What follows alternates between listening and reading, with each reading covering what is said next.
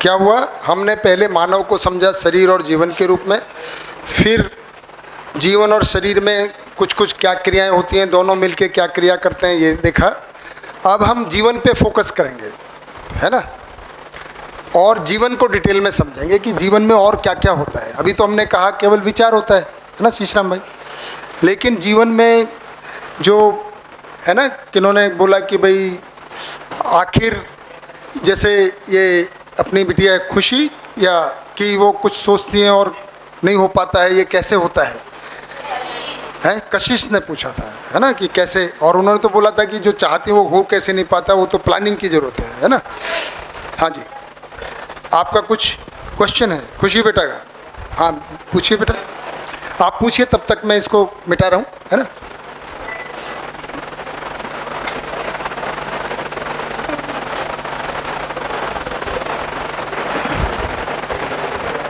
बताओ बेटा, बोलो। अच्छा, माइक कहाँ है?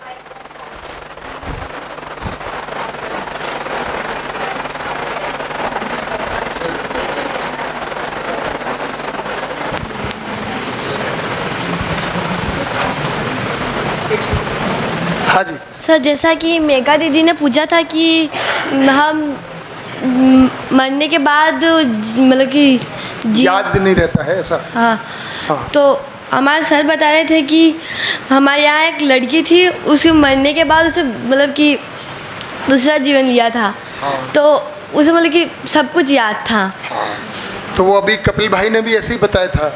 हाँ सर। कभी कभी ऐसी स्थिति में, है ना, जैसे आप कई बार सोते सोते सपना देखते हैं और कई बार सुबह उठते हैं और आपको पता ही नहीं आपने कौन सा सपना देखा, और लेकिन किसी दिन अगर सांप पीछे दौड़ रहा था तो याद रहता है, 2-4 दिन तक याद रहता है। तो ऐसा क्यों होता है? तो जो चीज़ हमको बहुत अफेक्ट कर जाती है, जैसे मैंने बताया उस दिन अर्थक्वेक जिस दिन आया था, क्योंकि एक बड़ी घटना थी, तो मुझे उस दिन का पूरा याद है कि मैं किसके साथ नाश्ता कर रहा था। ये भी पता है कि आलू पराठा खा रहे थे, है ना, उसकी चटनी थी हरी धनिया की, है ना, वो सब याद है, और बाकी दिन का कोई नाश्ते का याद नहीं। तो ऐसा जीवन में जिस चीज़ को बहुत ज़्यादा जहाँ ध्यान चला जाता है वो याद रह जाता है। ठीक है, बढ़िया। अब मैं कुछ शब्द बोलूँगा। अच्छा, महावीर भाई कुछ कह रहे हैं?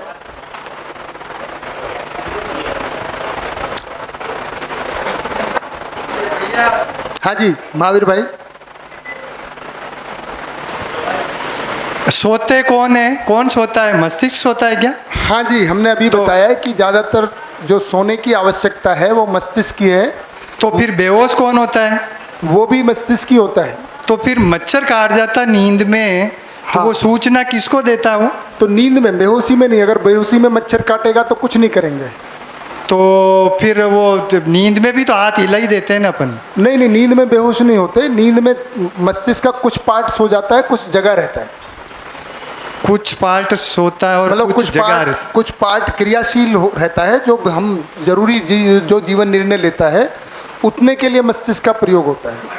अच्छा, ठीक है ना। तो बेहोशी में तो यही हो गया कि मस्तिष्क का जीवन से कनेक्शन ही खत्म हो गया, आदान प्रदान। हाँ जी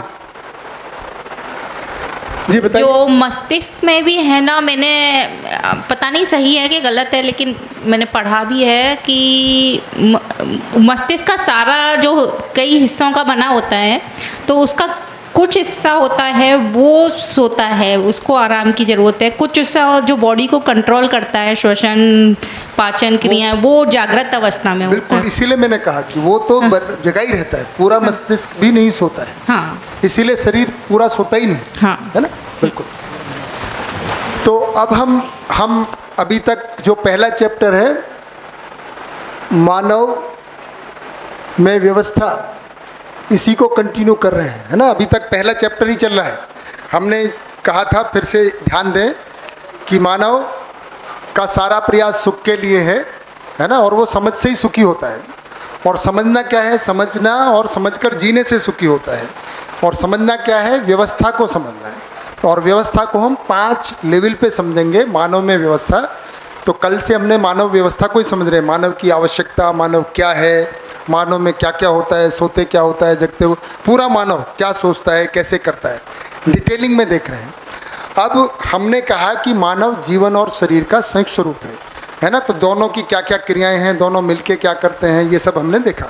अब केवल जीवन पे फोकस करेंगे। किस पे करेंगे फोकस? तो जीवन में और क्या क्रियाएं होती हैं? तो जीवन में 10 क्रियाएं होती हैं। कितना?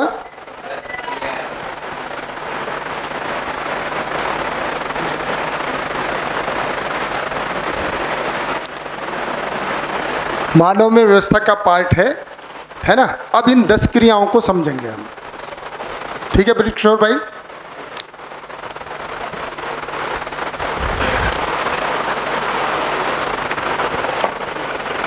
तो मैं कुछ शब्द बोलूंगा, है ना, और आपको बताना है कि आप में क्या हुआ,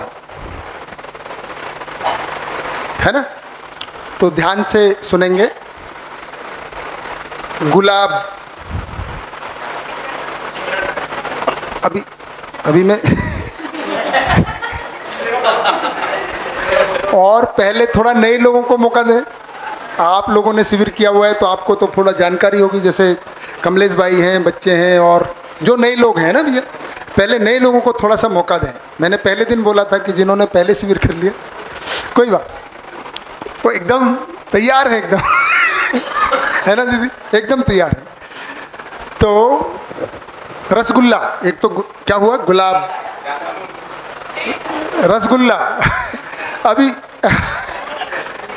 अभी मैं पहले शब्द बोल लूँ 3 4 5। हाँ देखो नंबर मुंह बंद कर दिया है। मैं एक बार बोल लूँ, उसके बाद हाथ खड़ा करेंगे, बताएंगे। मैं फिर पूछूंगा सवाल, तब बताएंगे। ठीक है? माँ, भारत, अमिताभ बच्चन, है ना। मेरे ख्याल से काफ़ी हो। तो ये शब्द सुने, है ना। तो अभी नए लोग नहीं बताएंगे मुझ में फिर क्या हुआ, है ना। जैसे मैंने नाम लिया गुलाब, रसगुल्ला और माँ, है ना, अमिताभ बच्चन, भारत।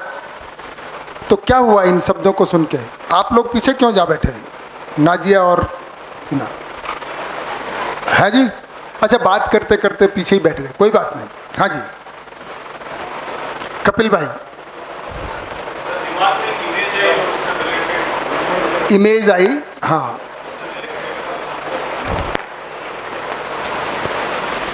उससे रिलेटेड कुछ कैरेक्टरिस्टिक्स थोड़े से आते जैसे हैं। फॉर एग्जांपल जैसे गुलाब आया, गुलाब आया तो एक इमेज आई कि किस कलर इमेज का, मतलब उसको क्या बोलते हैं? इमेज को चित्र बोलते हैं। हाँ चित्र बना, एक चित्र आया, तो गुलाब का चित्र बन गया। हाँ, कैसा गुलाब आया आपके चित्र वो में? लाल की पीला? लाल जैसे लाल आया, है ना। बिल्कुल, मैंने नहीं बोला था, उन्होंने अपने हिसाब से लाल गुलाब। आजकल तो गुलाब कई तरह के होते हैं ना, पर उनके चित्र में लाल गुलाब। हाँ, उसकी खुशबू भी आ गई आपको। हाँ, बहुत बढ़िया। और उसका जो पौधा होता है, मतलब कई सारी चीजें उसकी रिलेटेड आ गई, है ना। तो और रसगुल्ले से क्या हुआ? रसगुल्ले से जैसे कि वही सेम इमेज, और मीठा या कैसा क्या, तो उसमें गुलाब की खुशबू आई और इसमें हाँ मीठा आ गया। मीठा, है जी, स्वाद, चाशनी। हाँ। विनीता दीदी को उसकी चाशनी भी आ गई। कितनी थी? बहुत पतली पतली या गाढ़ी दिखती उनको। और मुंह में पानी आया कि नहीं आया?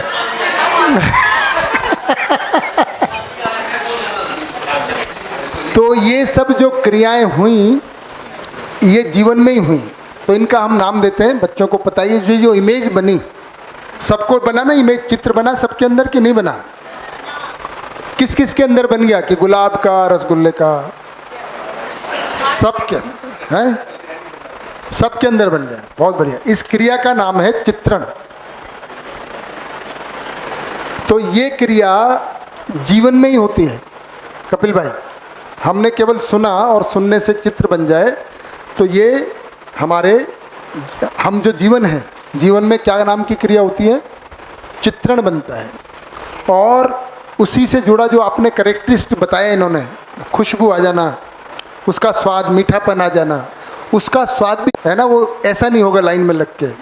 उन्होंने सामियाना पीछे लगाया हुआ है बढ़िया से, एक सामियाना बना लिया है और सबको क्या किया है? शाम की दावत का सबको निमंत्रण है। किसके साथ? परिवार वालों के साथ आप सब पधारे हैं और उधर तो गरबा वाला है, इधर सामने बनाया है जी। अभी मैंने बोला एक्सपेरिमेंट है, आप सुनिए ध्यान से,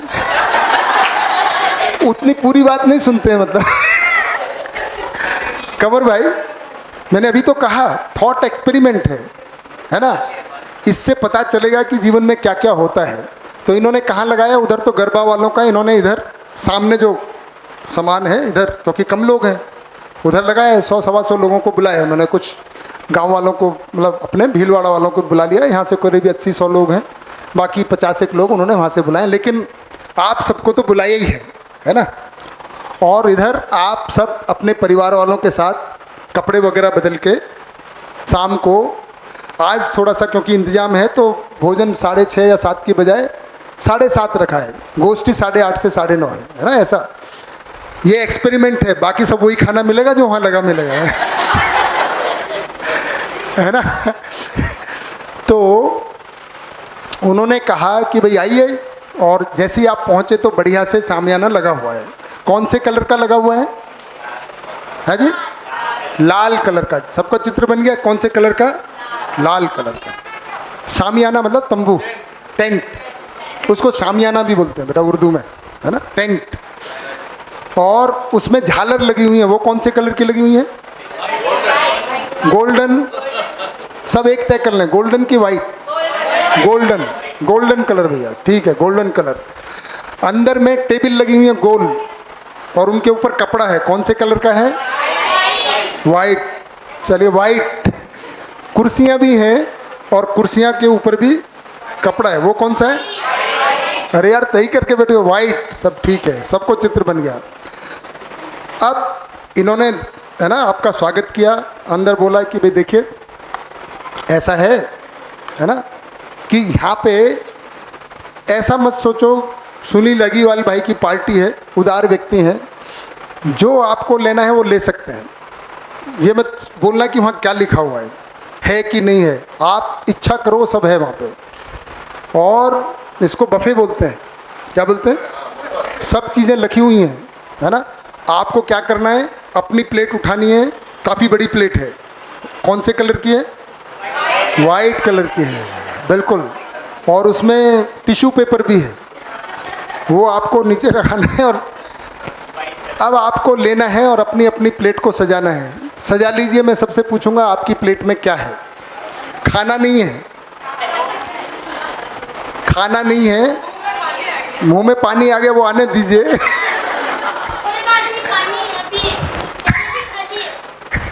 नहीं, अब आपको क्या करना है मैं सबसे पूछूंगा, ध्यान दीजिए। आपने चित्र बन गया, बफे लगा हुआ है, अपनी मनपसंद का खाना उठाना है, जो आपको चाहिए प्लेट में लेना है, ले लिया है, लेके आके आप वहाँ पर बैठ गए हैं। कहाँ पर बैठ गए? टेबल पर। अब बैठे हुए खा नहीं रहे, मुझे बताएंगे तब खाएंगे, ओके? अभी कोई नहीं खाएगा। तो किधर से शुरू करें? अच्छा, प्लेट सजा ली, 10 सेकंड ले लीजिए, जिसको जो सजाना है सजा लीजिए, सब कुछ उपलब्ध है। बढ़िया। शिवानी बेटा तो बिल्कुल आंख बंद करके अच्छे से लगा ली प्लेट, चल रही है, अभी प्रोसेस में है। किस किस की लग गई है? चलो तो इधर से लाइन से लगाते हैं, कमलेश भाई से शुरू करते हैं। कमलेश भाई बताइए, प्लेट देखिए, माइक को घुमाते जाएं, एक एक करके बताएंगे। जी सर। आपकी प्लेट में क्या है? प्लेट को देखना है और बताना है कि प्लेट में क्या रखा। जब मैंने क्या क्या लिया वहाँ पे सभी उपलब्ध है, 56 भोग सब कुछ उपलब्ध है। अच्छा, जो लेना है आप। मेरी बेस्ट स्वीट्स जो भी है वो शेयर करूँ। अच्छा, हाँ, जो भी लिया आपने। रबड़ी के मालपुए। रबड़ी देखिए हंसने की क्या बात। अच्छा, रबड़ी के मालपुए, बढ़िया बात है। और काजू कतली। काजू कतली,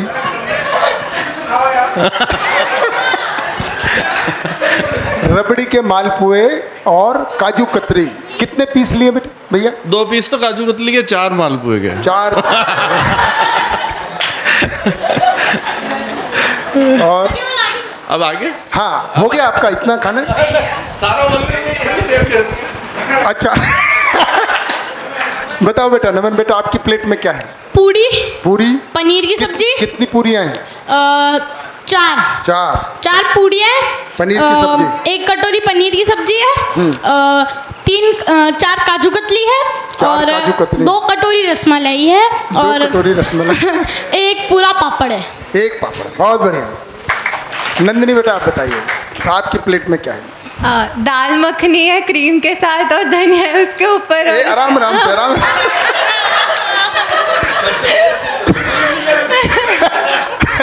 आराम से आराम से। दाल मखानी क्रीम के साथ और उसके ऊपर धनिया गार्निश करने के लिए। ओके। पनीर लबाबदार है। पनीर लबाबदार है। और आपका कौन सा पनीर की सब्जी थी भैया? पनीर की सब्जी, पनीर लबाबदार है, शाही पनीर था, आपका लबाबदार है। बढ़िया। और बटर नान है। बटर नान कितने हैं? 2 और सिरका वाला प्याज है। सिरका वाला प्याज और रबड़ी कुल्फी है। रबड़ी कुल्फी है। बढ़िया हो गया। हाँ जी बताइए, दिलीप भाई बताने जा रहे हैं। दीपक भाई। सर मेरी तो आंखें बंद थी, मैंने तो क्या लिया दिखा ही नहीं मेरे को। अब लगा लो, कोई बात नहीं, बाद में बता देना। अभी ऐसा नहीं है, बफे खत्म हो गया है, अभी तो शुरुआत ही हुई है। सर काजू कतली तो कंपलसरी है। नहीं कंपलसरी नहीं, जो आपको ठीक लगे। ऐसा नहीं कि उन्होंने भी काजू कतरी 4 पीस लिए, इन्होंने भी लिए, इन्होंने भी, उन्होंने सर तो गुलाब अच्छा नंदिनी बेटा ने कौन सी मिठाई ली थी? कुल्फी ली थी। अरे उनकी थाली मैंने देखी नहीं, मैं तो अपनी थाली अपनी बताइए। ठीक है सर गुलाब जामुन है 5 और रसगुल्ले का डिब्बा है पूरा। रसगुल्ले का डिब्बा है पूरा। और कुछ दिखा नहीं तो उन्हीं को आपने बोला ना। हाँ। खाना नहीं है फिर भी हुआ रखा हुआ है आपने। नहीं अभी खाना नहीं है। नहीं बिल्कुल नहीं खाना है, रखना है सामने। एक्सपेरिमेंट ऐसी थोड़ी होगा। तो खाना नहीं है, आपके सामने रसगुल्ले का डब्बा है। कितने रसगुल्ले उसमें? पूरा है। और क्या है? गुलाब जामुन है। बढ़िया, याद रखना आपकी प्लेट में क्या है। मैं पूछूंगा फिर वापस आऊंगा, है ना? अच्छा चलिए चंदा बहन बताना चाहती। मेरी प्लेट में दाल ढोकले थे। दाल ढोकला है, ओके। और उसके साथ एक रसगुल्ला है जो उन दोनों को खाने के बाद खाऊंगी लास्ट में मीठे। खाना कुछ नहीं अभी। कितने? 2 पीस रखा है अभी प्लेट में। दाल ढोकला और रसगुल्ला। और रसगुल्ला ठीक है। अभी जरा किरण दीदी को दे दीजिए, थोड़े से सीनियर लोगों से भी पूछा जाए उनकी प्लेट में क्या है। बच्चे लोग तो मजाक कर रहे हैं एकदम बढ़िया से। रसमलाई, काजू कतरी, कुल्फी, रसगुल्ले का डब्बा ही लेके बैठे हुए हैं। गुलाब जामुन अलग से है, दाल ढोकली और रसगुल्ला। हाँ जी किरण दीदी। मेरी प्लेट में किरण दीदी की प्लेट में मेरी प्लेट में 2 gulab jamun, butter scotch ice cream, हाँ, और 2 कचौरी। इस उम्र में भी 2 कचौरी। बढ़िया। अरे उम्र क्या करे।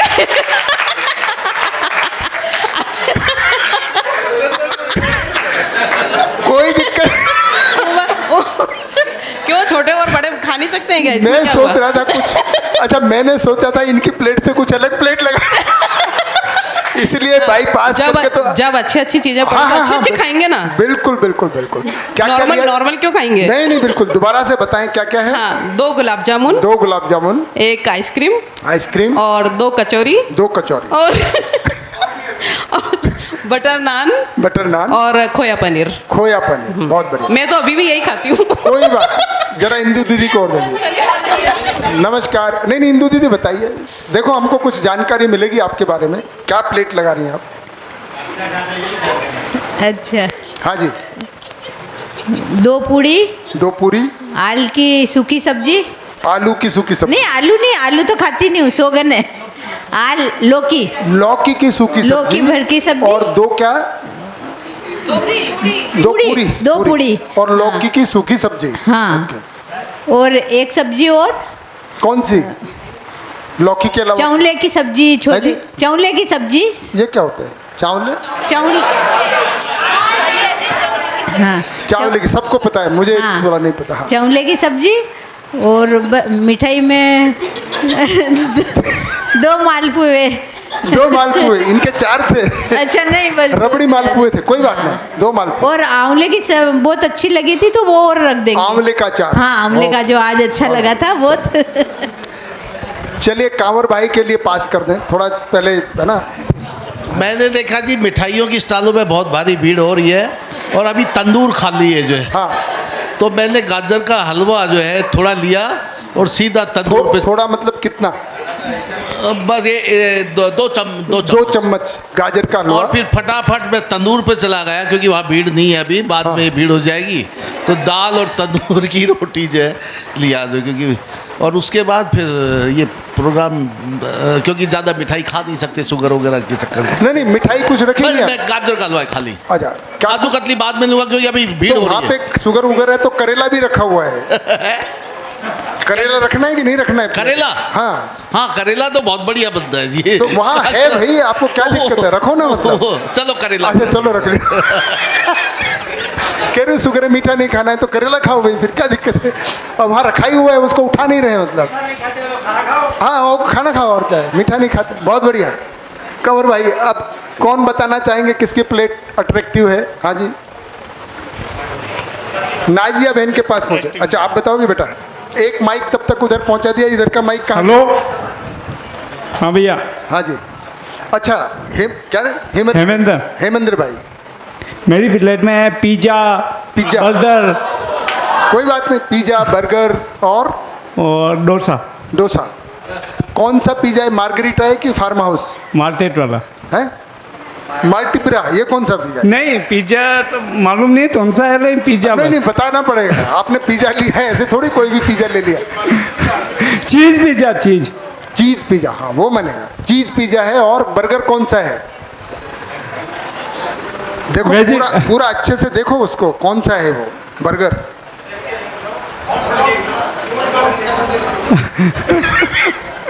अब पता नहीं, ऐसे ही ले लिया। ऐसे कैसे हो गया? अभी तो बता रहे थे अशोक भाई।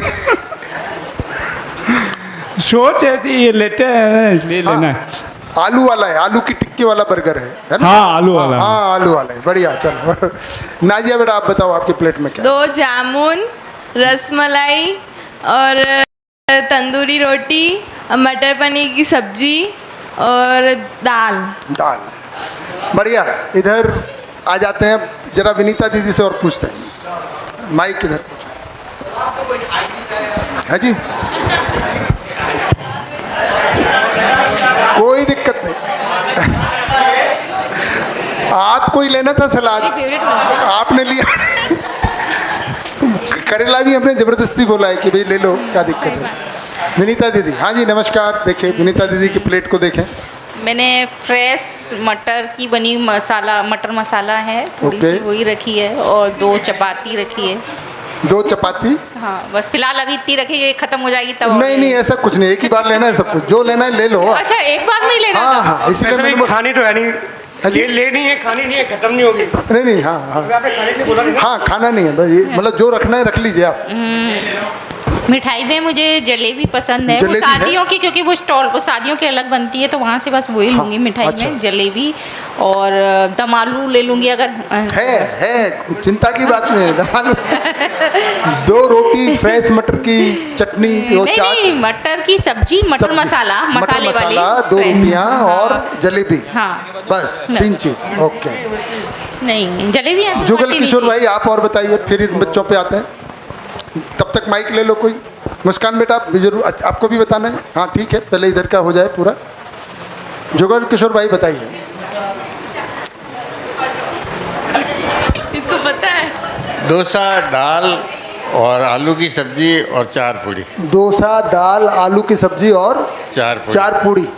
बहुत बढ़िया, ठीक है। हाँ जी इधर बच्चों को, सुनील भाई बच्चों को जरा दे दें। मैं बता देती हूँ। हाँ शिवांगी भाई बताइए तब तक जो है। हाँ, मेरा 2 कटोरी मैंगो जूस, 2 कटोरी मैंगो जूस और 1 चॉकलेट चिप्स आइसक्रीम और चॉकलेट चिप्स आइसक्रीम, 1 प्लेन रोटी, फ्रूट्स में चीकू, मैंगो और पाइनएप्पल। ठीक है। और मलाई प्याज हाँ, और थोड़ा सैलेड तो, और छाछ। हाँ। सलाद में क्या क्या लिया? सैलेड में खीरा और टमाटर प्याज। खीरा टमाटर प्याज, 2 कटोरी मैंगो जूस, हाँ। मटर क्या है, मलाई प्याज और 2 रोटियां, एक रोटी हाँ। और सलाद। हाँ।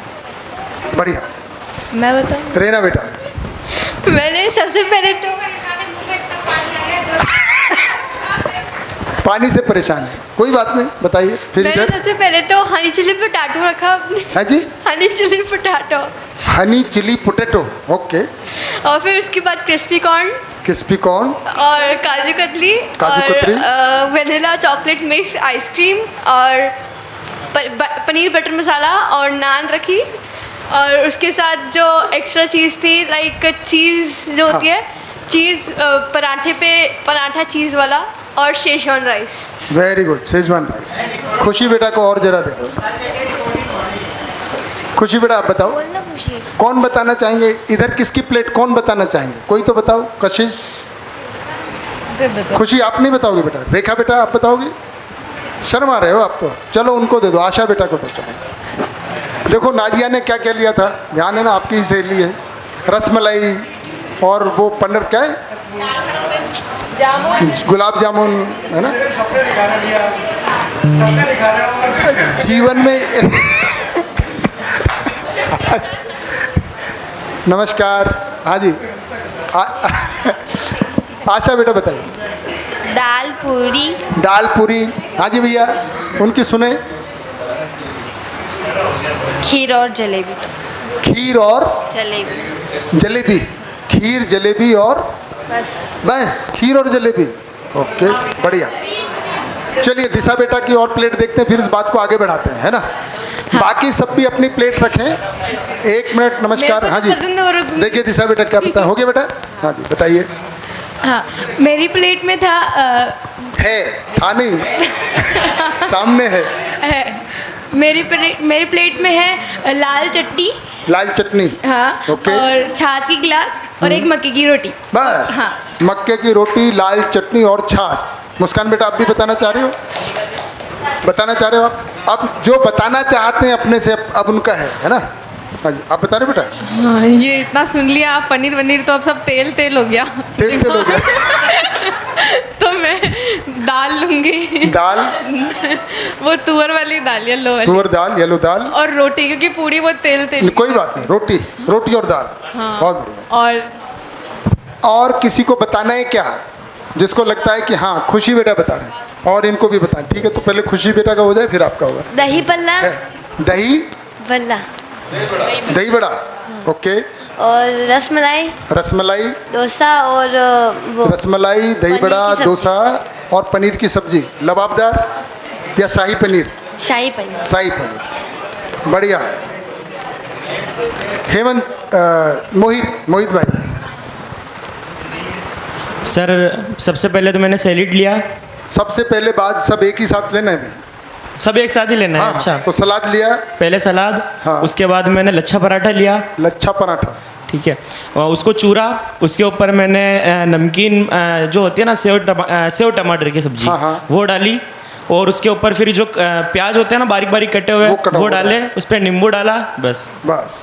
तो लच्छा पराठा लिया, सलाद लिया, और लच्छा पराठे के ऊपर में सेव टमाटर की सब्जी, उसके ऊपर कटे हुए प्याज और उसके ऊपर नींबू। बढ़िया, आगे बढ़ते हैं। ठीक है, इतना काफ़ी है। और किसको बताना है तो बताओ, नहीं तो आगे बढ़ते हैं। अच्छा भाई, किशन राव भाई भी बताएंगे। माइक दिया जाए किशन राव भाई को।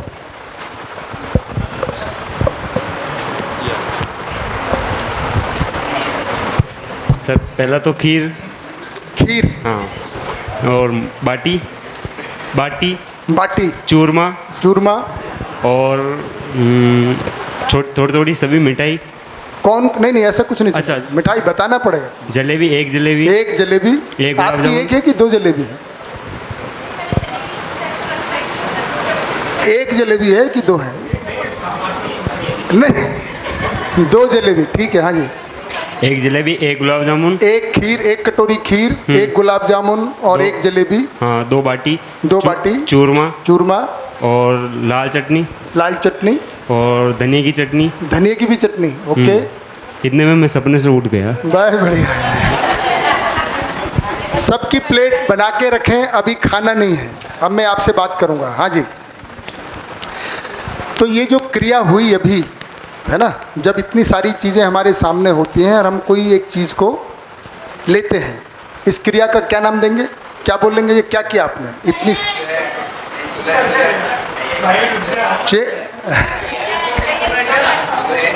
इसको क्या बोलेंगे जब इतनी सारी चीज़ों में से आप कुछ चीज़ को लेते हो?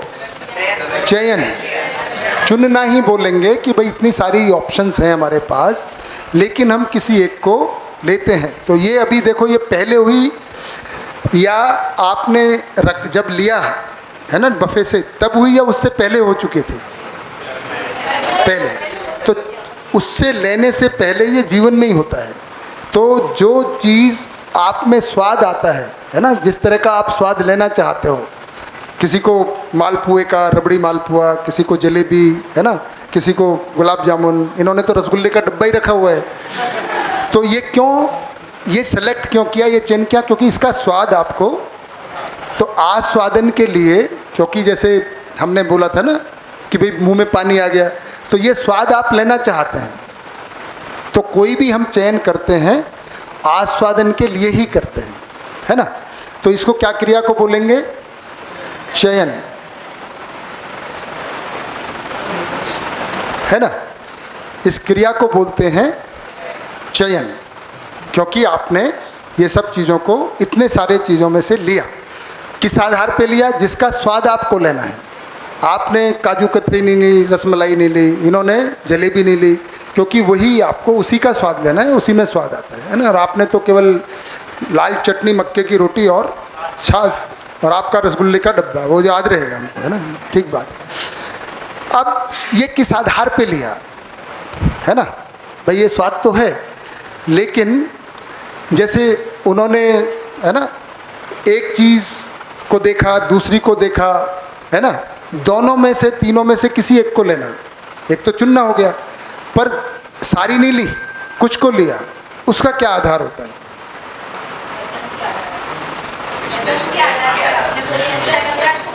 अच्छा लग रहा है, कुछ आपने उनकी तुलना की एक दूसरे से कि इसके मुकाबले में, है ना, तेल होना, तो उसका आधार भी बताएंगे। लेकिन ये क्रिया जो होती है, जब हम बहुत सारी चीज़ें होती हैं उसमें से कुछ हम तुलना करते हैं कि ये लें कि ये लें, और किस आधार पे करते हैं उसको डिटेल में बताएंगे। लेकिन इस क्रिया का नाम है तुलन। और कितना लेना है ना, जैसे इन्होंने कहा पहले सलाद लेना है, फिर बाद में लच्छा पराठा, पहले क्या लेना है, पहले ये खा लेते हैं फिर बाद में लेंगे। ये होता है विश्लेषण, कब करना है और कितना लेना है। एक रोटी लेनी है कि, है ना, क्वांटिटी, कब लेना, कितना लेना, है ना।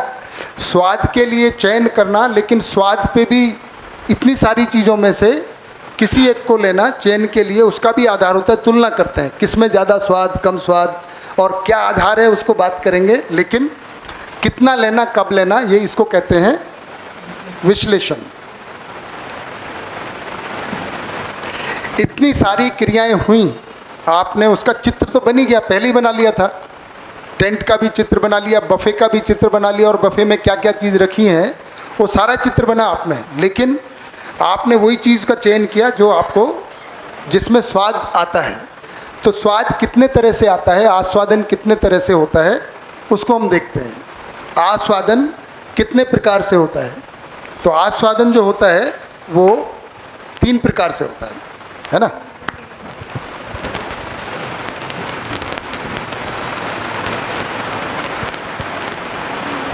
कौन कौन सा होता है? तो ये जो आपने चीज़ों का चयन किया आस्वादन के लिए, किस में आपको टेस्ट लगता है ना। और अगर रोटी जली हुई दिखाई देगी तो उसको उठाएंगे क्या, उसका चयन करेंगे क्या? अगर जलेबी बिल्कुल काली है, लेंगे क्या? तो पहले हम जो आस्वादन की अपेक्षा करते हैं, ये रुचियों के आधार पे, जो कि संवेदनाओं से जुड़ा हो, देखने भी अच्छा लगना चाहिए, फ्रेश है कि नहीं, फिर आपने थोड़ा सूंघा भी होगा कि, है ना, कि भाई कोई बदबू तो नहीं आ रही। अगर किसी में आपने, है ना, कोई चीज़ उठाई, जैसे मालपुआ उठाया और उसमें से सड़ने की बदबू आई, तो आप लेंगे क्या? नहीं लेंगे, है ना। उसी को लेंगे जिसमें खुशबू अच्छी आए। तो इंद्रियों के आधार पे हम इन चीज़ों का सिलेक्शन किया, है ना, चयन किया, उसको कहते हैं रुचि मूलक आस्वादन। क्या कहते हैं इसको? जो हमारी संवेदनाओं को अच्छा लगता है, इंद्रियों को अच्छा लगता है।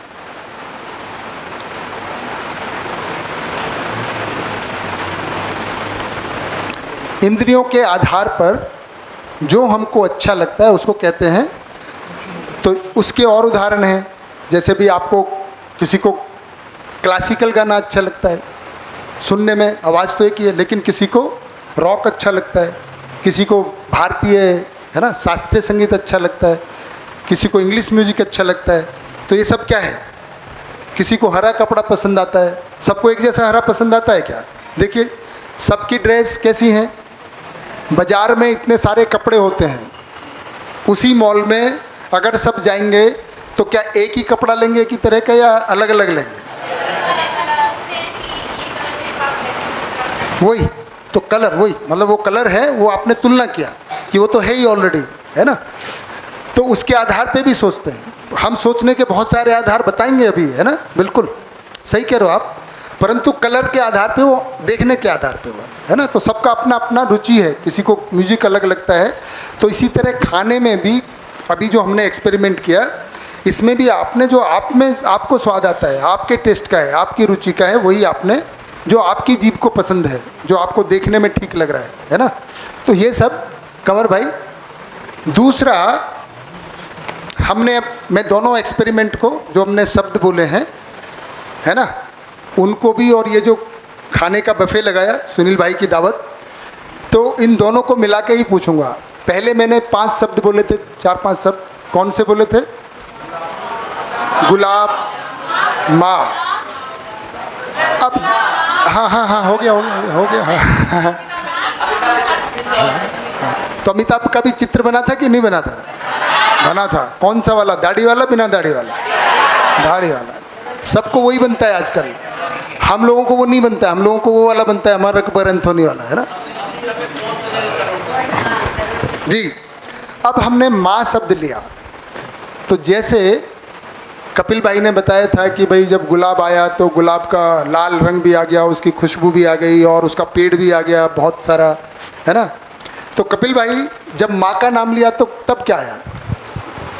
माँ के नाम से एक तो जो मदर हैं वो जैसे दिखते हैं, तो चित्र तो बना ही। हाँ, फिर कुछ एक्सपीरियंस, कुछ घटनाएं, जैसे कभी कोई अच्छे से प्यार से रखा हो तो वो घटना याद आती है, कभी कोई गुस्से वाली बात भी हो तो प्यार से रखा तो आप में भाव कैसा बना? एकदम माँ को सोच के काफ़ी अच्छा भाव, है ना। वो भी आस्वादन ही होता है, स्वाद नहीं। स्वाद एक अलग चीज़ है, स्वाद तो हम यूज़ करते हैं ज़्यादातर खाने पीने के लिए। आस्वादन मतलब जो जीवन में क्रिया, ग्रहण की क्रिया होती है, भाव को भी वो ग्रहण करता है, रुचि को भी ग्रहण करता है ना। तो जीवन में ये क्रिया होती है। तो क्या जैसा गुलाब के फूल से स्वाद आया, क्या वैसा ही स्वाद आया माँ से? अलग आया? अलग, बिल्कुल अलग। देख सकते हैं एकदम सब में अलग आया। माँ के साथ कैसा आया? भाव फील हुआ, ममता का, प्यार का, कि कैसे प्यार से खाना खिलाती, कैसे प्यार से, है ना, वो आया। अपनी मम्मी की भी चित्र तो बनाई होगा बेटा? नहीं आया? तुम्हारी माँ को बताएंगे जाके, कहाँ है मम्मी इनके? आज नहीं आई है। तो चित्र बनता ही है ना, सबको बनाना। माँ किस को माँ का चित्र बना? हाथ खड़ा करके देखें, सबको अपनी माँ का चित्र बना। देखो, आपको थोड़ा देखें, हैं कहीं और? हाँ, इनकी माँ का भी, माँ से मतलब वही आता है, तो ममता, भाव। तो ये जो अच्छा लगा है कपिल भाई, जो रसगुल्ले से स्वाद आया जब मैंने रसगुल्ला बोला, उससे बिल्कुल अलग है। तो ये भाव के साथ जुड़ा हुआ है, इसको कहते हैं मूल्य मूलक। भाव मूलक भी कह सकते हैं या मूल्य मूलक आस्वादन। जैसे ये रुचि वाला होता है, इसको हम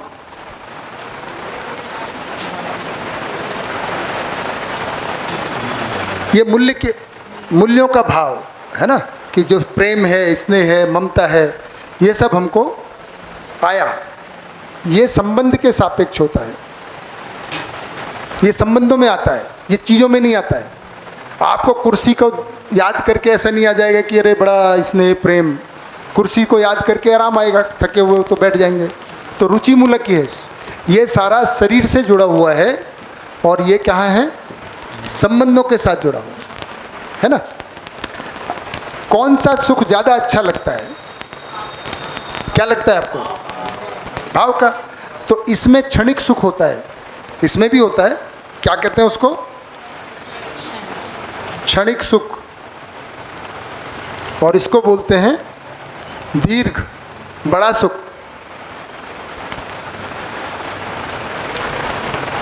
गुरु मूल्य में लघु मूल्य समाया होता है, यानी कि बड़े सुख में छोटा सुख समाया रहता है, वो गायब नहीं हो जाता है।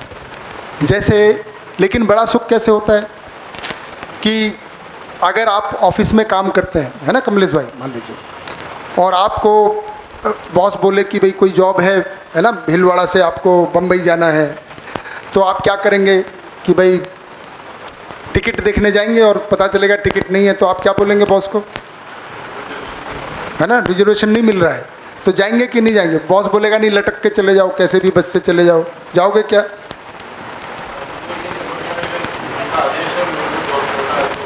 परेशानी से जाना पड़ा तो, पर अवॉइड करोगे कि नहीं जाना पड़े तो, कि बॉस 2 दिन बाद चला जाऊं, देखो काम 2 दिन बाद भी हो जाए, रिजर्वेशन तो हो जाए, ऐसा ही करेंगे।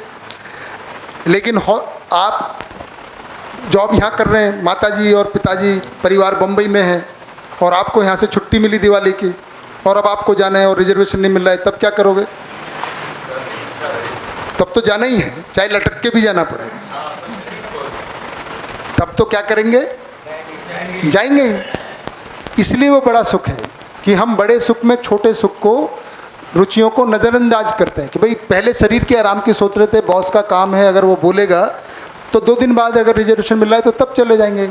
लेकिन दिवाली पे अगर घर जाना है, माता पिता को, भाई बहनों को मिलना है और रिजर्वेशन नहीं मिल रहा है, तो दिवाली ऐसा थोड़ी कि 2 दिन बाद आएगी, अभी तो दिवाली पे ही जाना है, कितना भी रश हो।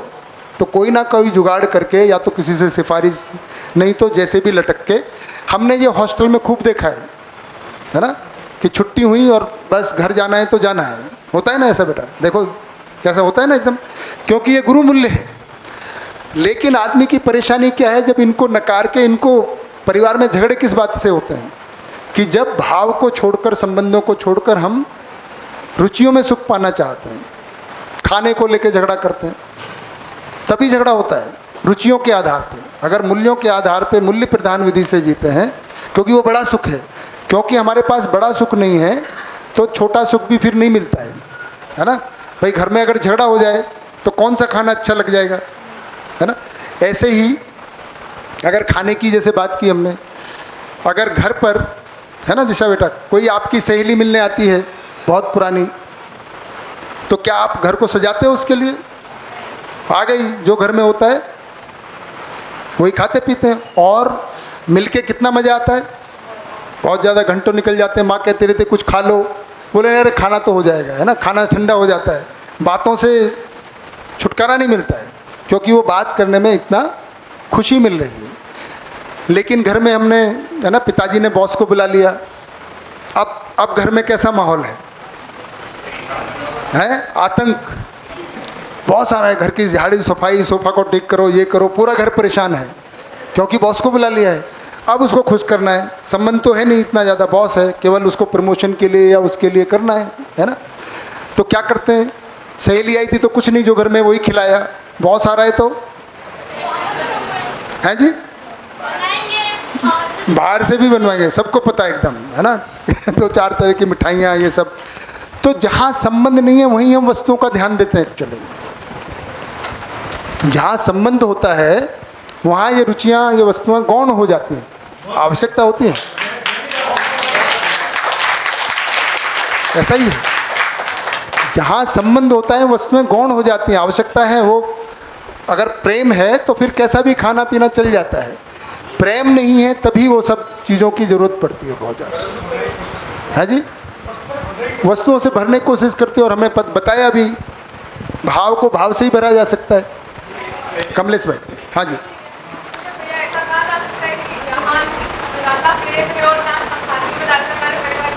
वो बात कीजिए। हाँ जी, बिल्कुल। जैसी क्या कह रही है मुस्कान बेटा, जरा सुन लेते हैं क्या बोल रही है। हाँ जी, नहीं बताइए। वहाँ तो हम कितना ज्यादा ध्यान रखते नहीं, हमने किसी ने भी नहीं सुना, मुझे भी आवाज नहीं आई। आप शुरू से बताओ। शादी वगैरह होती है, जैसे अभी मेरी भी बड़ी बहन की शादी, क्या ऐसा कुछ सोच रहे कि हाँ अभी थोड़े सालों में शादी करेंगे, तो अभी से ऐसा हो गया है कि हाँ पैसे इकट्ठे करना शुरू करते हैं, ये तो इतना तो करना पड़ेगा, इतना तो खिलाएंगे, इतना ये भी करना पड़ेगा। तो मतलब वहाँ हमारे परिवारों में अभी संबंध नहीं है, और यहाँ ज़्यादा संबंध है। वैसा ही यहाँ देखो, ये खाना भी कितना बढ़िया लगता है, 5 स्टार जैसा लगता है जो यहाँ मिलता है, और खुशी खुशी खाते हैं, नहीं खाते। और शादियों में इतना सारा होता है तो भी गाली दे के आते हैं, और वहाँ पेट भी नहीं भरता है, इतना सारा रहता है। क्योंकि खासकर तो मानव मूल्य से ही सुखी होता है, भाव से ही सुखी होता है। तो अभी हमने शादी जो बिटिया बता रही हैं, मान्यतावश एक होड़ लग गई है कि कौन ज़्यादा खाना। अभी तो क्या करने लगे कि हम एक है ना, रायपुर में भी हर छोटा मोटा शहर कोई नहीं रह गया। एक शादी में गए, हमारे मित्र ने बुला लिया था, तो हमें तो समझ में नहीं आया कि वो स्टैचू हैं, वो गाना गा रही हैं। पेरिस, वो रसिया से लड़कियां मिला के रखी हुई थी, वो क्या गा रही हैं, कैसा कर रही हैं, मतलब अब शान बन गई है ना। मतलब उसका शादी से क्या लेने देना है, अगर आप देखें। पर उस पर खर्चा करते हैं लोग, फॉरेन से म्यूजिशियन बुलाएंगे, ये करेंगे, क्योंकि वो एक हमने मान्यता बना ली है दिखावे के लिए। तो जहाँ संबंध है वहाँ दिखावा नहीं होता है। जैसे दिशा बेटा सहेली आएगी तो कुछ नहीं करेगी घर में, जैसा है आ जा वैसा ही है। दिखावा किसके लिए करते हैं, संबंध नहीं है। अच्छा, जो लोग आते हैं उनसे हम क्या करते हैं शादियों में, हाय हेलो भी नहीं हो पाती है, फ़ोटो खिंचाए, खाया पिया चले गए, ये भी नहीं पता होता है कौन आया कौन नहीं आया, वो लिफाफे से ही पता चलता है लास्ट में कौन आया, जिसका लिफाफा आ गया वो आया, जो नहीं। सर संबंध भी लिफाफे से ही पता चलता है आजकल तो वही हो गया ना। हाँ जी, एक मिनट, ऐसा ही कई बार ऐसा ही होता है।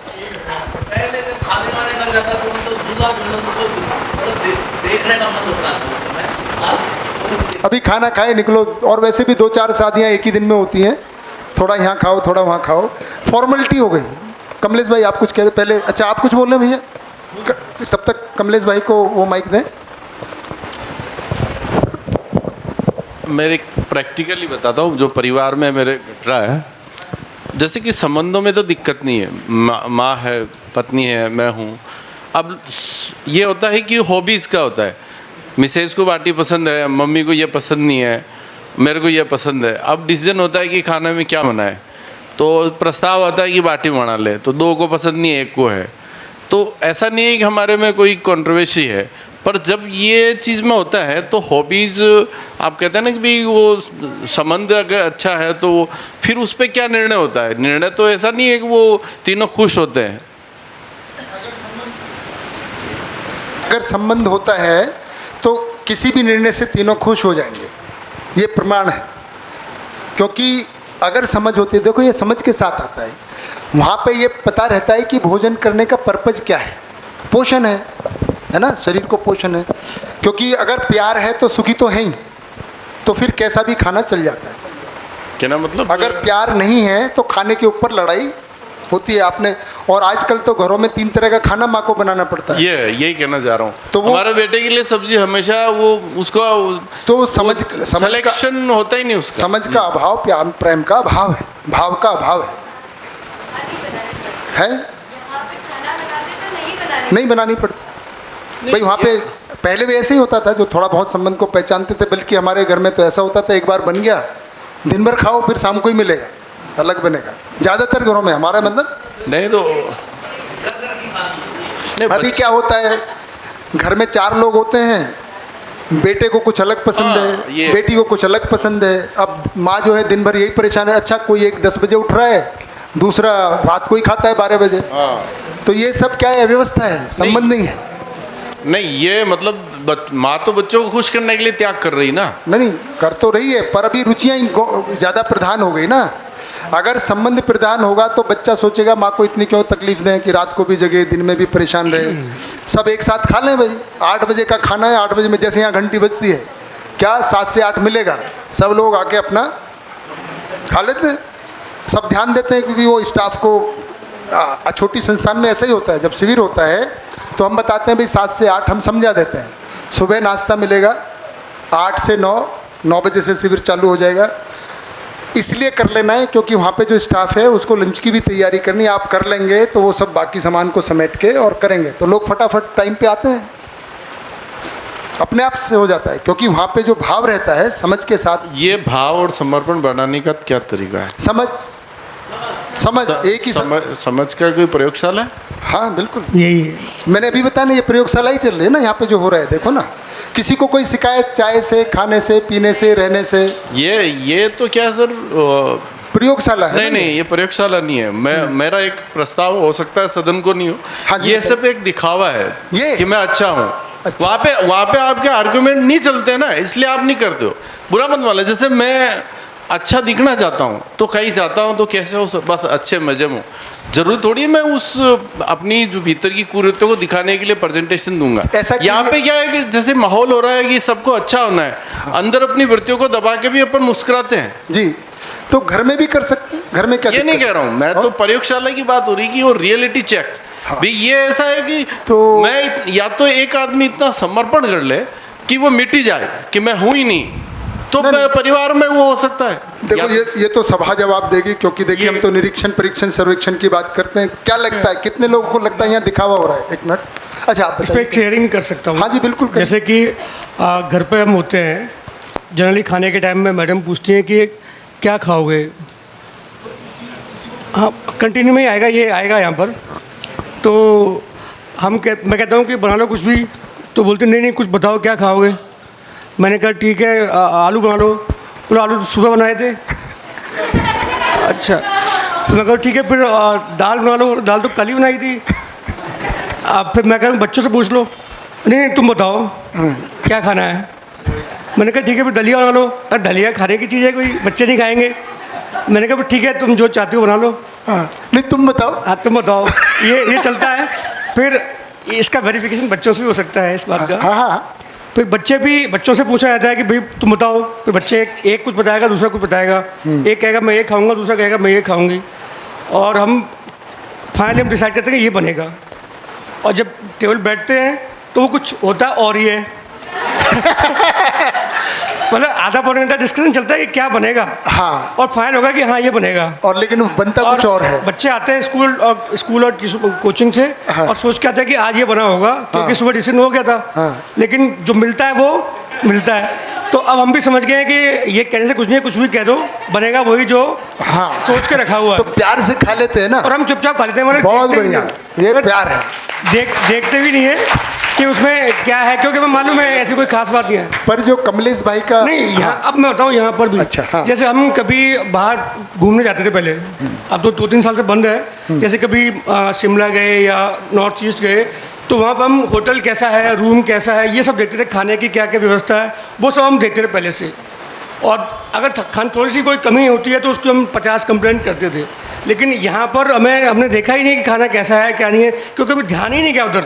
हम तो लोगों से मिल रहे हैं, उनसे बातचीत कर रहे हैं, और उसमें ही हमें अपना जो आस्वादन जो मूल्यमूलक हो रहा है उसमें भाव में ही हम बड़ा मतलब खाने पर ध्यान ही नहीं जा रहा। खाना मूल में है ही नहीं। और ये मैं मतलब भैया मैं ही नहीं, खासकर बच्चों को मैं नोट कर रहा हूँ। हाथ खड़वा। हाँ, बच्चों को नोट कर रहा हूँ कि ये तो खाने के लिए बहुत ही ज़्यादा मतलब ओरिएंटेड इनका खाना ही होता है, लेकिन ये भी अभी खाने को इतना ध्यान नहीं दे रहे हैं। गौण हो जाता है ना, मैंने कहा जहाँ भाव होता है कमलेश भाई, तो ये कितने लोग इनकी बात से सहमत हैं, हाथ खड़ा करें। तो कमलेश भाई आप जांचते रहिए, रात को रह जाइए 2-4 दिन। हाँ बिल्कुल बिल्कुल। मेरे को पहले ना ऐसे लगा था, अकेले आई थी, कोई दोस्तों को या घर वालों को साथ में नहीं लेके आई थी। मेरे को लगा था कैसे रहूँगी या कैसे बात होगी। अधिकतर नई जगहों पे गई तो ऐसा लगता है अकेलापन होता ही है स्टार्टिंग में। फिर यहाँ के पहले 1-2 घंटे बाद ही ऐसा लग रहा था कि मतलब हाँ ये तो सबको मैं जानती हूँ, कोई दिक्कत नहीं है। और कभी भी ऐसे मतलब 1 मिनट के लिए भी ऐसा नहीं लगा कि पहले से नहीं जानती थी या फिर कोई अकेलापन हो।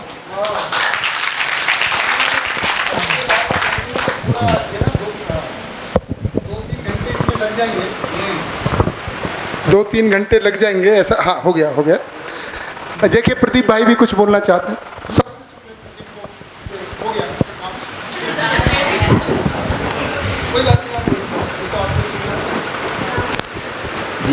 जीवन विद्या पे रूम पे चर्चा नहीं हो पाती, तो ऐसे लगता है नीचे बढ़िया माहौल है, नीचे चलो जितना जल्दी आ सके, तो ये भाव रहता है मन में। हाँ,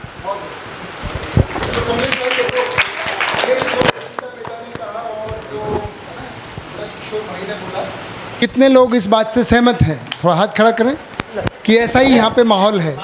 हेलो, ठीक है कमलेश भाई, जांच लीजिएगा, है ना। अभी मैं इससे ज़्यादा नहीं कह सकता हूँ। हाँ जी, हाँ, वो तो मैंने बोला। ना भैया, हम समर्थन या नहीं समर्थन की बात अगर सवाल आएगा तो उसका हम ऐसे ही निरीक्षण, परीक्षण, सर्वेक्षण, मतलब आपकी चर्चा पे कुछ प्रतिक्रिया दे सकता हूँ भाई साहब? हाँ, तो नहीं, मतलब ऐसा नहीं कि व्यक्तिगत आपके लिए पूरा मत माना, व्यक्तिगत नहीं है, प्रतिक्रिया नहीं, अपने भाव व्यक्त करें। भाव व्यक्त वो किया ज़्यादा तो अच्छा कहीं ना कहीं आपके नहीं ये क्या है, जैसे आपने कुछ चर्चा की तो भाव आए कुछ, तो ऐसा नहीं हो तो आप हर्ट हो जाए। ऐसा पहले आपने ऐसा कुछ कहा ना, इसलिए मैं स्वीकृति चाह रहा हूँ कि जैसे आपकी फैमिली की नहीं, जैसे मेरी फैमिली की बात कर रहा हूँ, ऐसा कि जैसे कि ठीक है एक डिसीजन हो गया वही बनना है, तो इसमें समर्पण भी होता है और एक होता है डर भी होता है कि यार अभी मैम साहब डर जाएगी, महाप्रलय हो जाएगा, चलो बन गया जो खा लो, और 10 बार तो पूछे और बनानी इसके मन से ही है, और जब भी अपनी ओपिनियन दो तब भी ये झगड़ा करेगी, मेरे घर की कह रहा हूँ।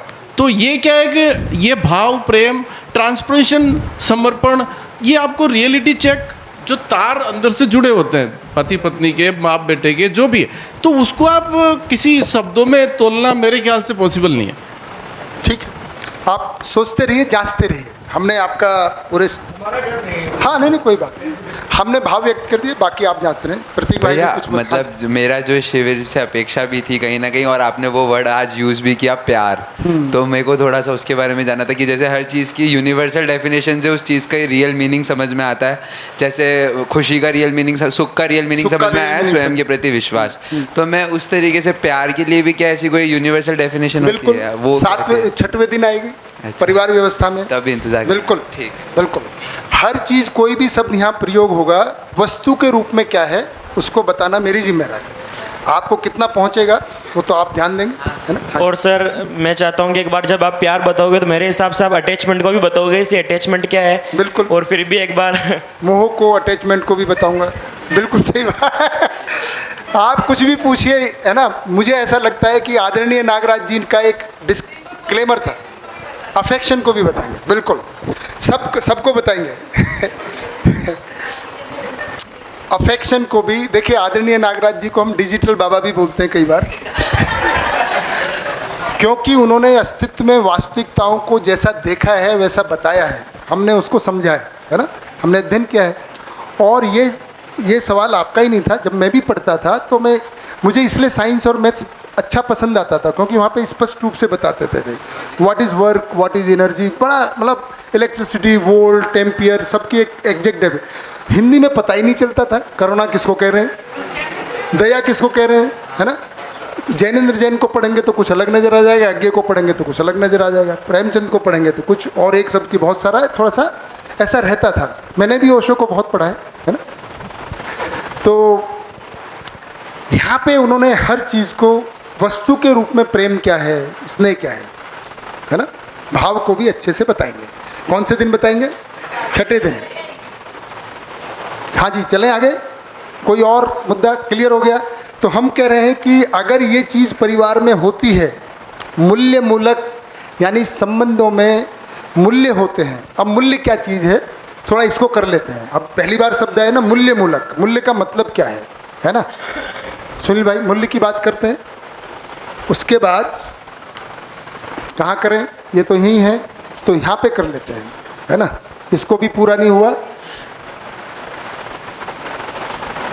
इसको मैं बाद में लिख दूंगा, है ना।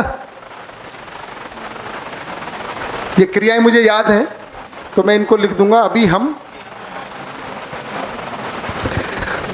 कोई भी इकाई है उसका मूल्य है ना।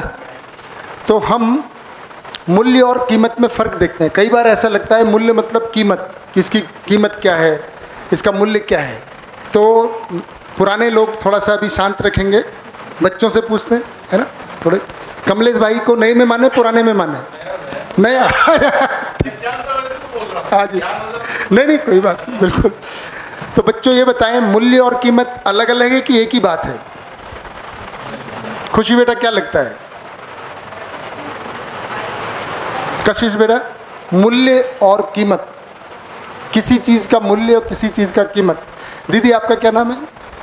जी आपका माइक दें दीदी को। कोई नहीं, माइक से बोलें दीदी, सबको पता चलेगा। जय श्री कृष्ण, सोनल। जय श्री कृष्णा, सोनल माहेश्वरी। तो सोनल दीदी, एक शब्द मूल्य और एक है कीमत, दोनों का मतलब एक ही है कि अलग अलग है? जैसे मेरे हिसाब से मूल्य वो चीज़ है जो हमारे लिए बहुत इम्पोर्टेंस रखते हैं। हाँ। और कीमत है जो हम किसी चीज़ की लगा सकते हैं। तो अलग अलग हो गया ना, बहुत बढ़िया, आपके लिए तालियां बजा दें। तो हम मूल्य और कीमत में फर्क देखेंगे।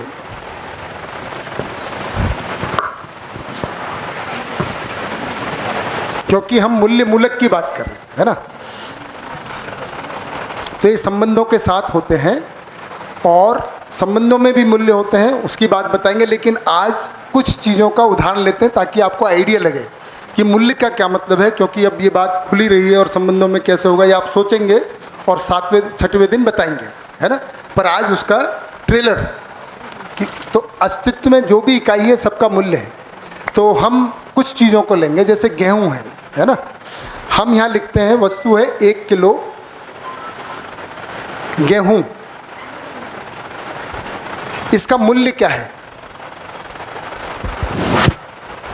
ये खाने के लिए यूटिलाइज होगा। हाँ, वो मूल्य है। बहुत बढ़िया, किलो गेहूं कीमत है। बहुत बढ़िया कमलेश भाई के लिए, बिल्कुल सही बताया उन्होंने। हैं पुराने लग रहे हैं कुछ कुछ सुना हुआ है ना बीच बीच में, ऐसा है। तो नए भी हैं पुराने भी हैं, हाँ इसलिए द्वंद्व है। पूरा कभी सुना नहीं इस बार, लेकिन उन्होंने वो ठान लिया कि पूरा सुनेंगे। तो वो कनेक्शन बन गया ना भैया। हाँ कनेक्शन बन गया। हाँ हाँ बोलने का मेरे को पता नहीं क्या आपका है, और अभी तक जो प्रबोधन आया ना उसमें देखो मेरा बोलने की आजादी है कि ये बोल सकता हूँ मैं। आजादी, हाँ आजादी। माइक दे दे भाई, माइक दे दे भाई, बोलने की आजादी है, सबको सुनाई भी दे। नहीं तो भैया को हम फतुल भाई को सुनाई। मैं ये कहना चाह रहा हूँ, जो आपका जो कनेक्टिविटी है समर्पण भाव की विधि से आप समझाते हैं जी, और दूसरे जो प्रबोधक है वो आक्रामक और अहंकार भाव की विधि से। राइट ना, मैं दूसरों के बारे में ऐसा मैंने महसूस किया। ये आपको लगता है, मैं इसको नहीं कहूँगा। धन्यवाद भैया, बिल्कुल। हाँ जी आगे बढ़ते हैं। तो आप नए ज़्यादा, पुराने कम लगते हैं कुछ नए कुछ पुराने भी लगते हैं। कविता बन गई ये तो, है ना। ठीक, तो नए बने रहते हैं। हाँ पर अब नहीं रहेंगे, अगले शिविर में आएंगे तो पुराने बन के आएंगे। अब तो अध्ययन बिंदु में आएंगे। हाँ अध्ययन बिंदु का डिसाइड कर लिया, ठीक है भैया आगे बढ़ते हैं। तो आपने सही बताया, 1 किलो गेहूं का मूल्य है 4 लोगों का एक समय का खाना, है ना, या एक दिन का खाना। 250 ग्राम है, खाते हैं, हमने अभी पहले पता लगाया था। तो 4 लोगों का, 4 है ना मानव का एक दिन का पोषण।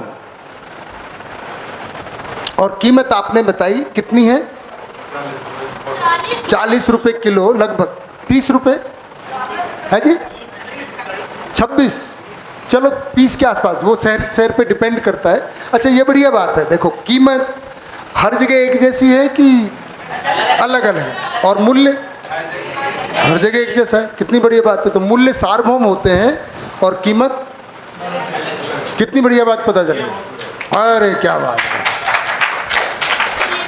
मूल्य सार्वभौम होते हैं सब जगह। अमेरिका में भी उतना ही होगा, यहाँ पे भी उतना ही होगा, जबकि कीमत हर देश में, हर राज्य में यहीं बदल जाएगी। शहर में बॉम्बे जाओगे तो शायद 50 भी हो, और गांव में चले जाएंगे तो शायद 25-20 भी हो जाए, है ना। तो जगह जगह बदल जाती है, तो कीमत बदलती रहती है। और अब देखेंगे, एक तो सार्वभौम है और ये बदलती रहती है। आज कितनी है? आज हमने बताया 25 से 35 के करीब कर देता है रुपीज़ पर केजी, ये कीमत है आज। आज से 50 साल पहले जब मैं छोटा बच्चा था, आप करते थे, मैं अच्छा जब मैं 50 साल पहले गेहूं की कीमत, गेहूं की कीमत कितनी होगी? कौन है? शीश राम भाई, नरेंद्र भाई, हाँ जी, 2 रुपये किलो के आसपास, लगभग 4 आने भी हो सकती है, यानी बहुत कम। 4 आने मतलब रुपए का 1/4 ऐसा। पहले रुपए को 16 आना बोलते थे, हाँ है ना। 4 आना कितना बताया आपने? एक मारे तो बहुत ज़्यादा है, नहीं इतना भी कम नहीं था 50 साल पहले। 25 चलो 1 रुपये किलो कर लेते हैं लगभग लोग, ठीक है श्रीराम भाई, क्योंकि पुराने लोग कम ही बैठे हैं। 1 रुपये किलो 50 साल पहले कितना? 1 रुपये किलो। पैसे भी हो सकता है पर मोटा मोटा ऐसा लगा। अब लगाएं 50 साल बाद कितनी हो जाएगी? आज 25 है, अब देखो ना 50 साल में 1 से 25 हो गई, 25 गुना।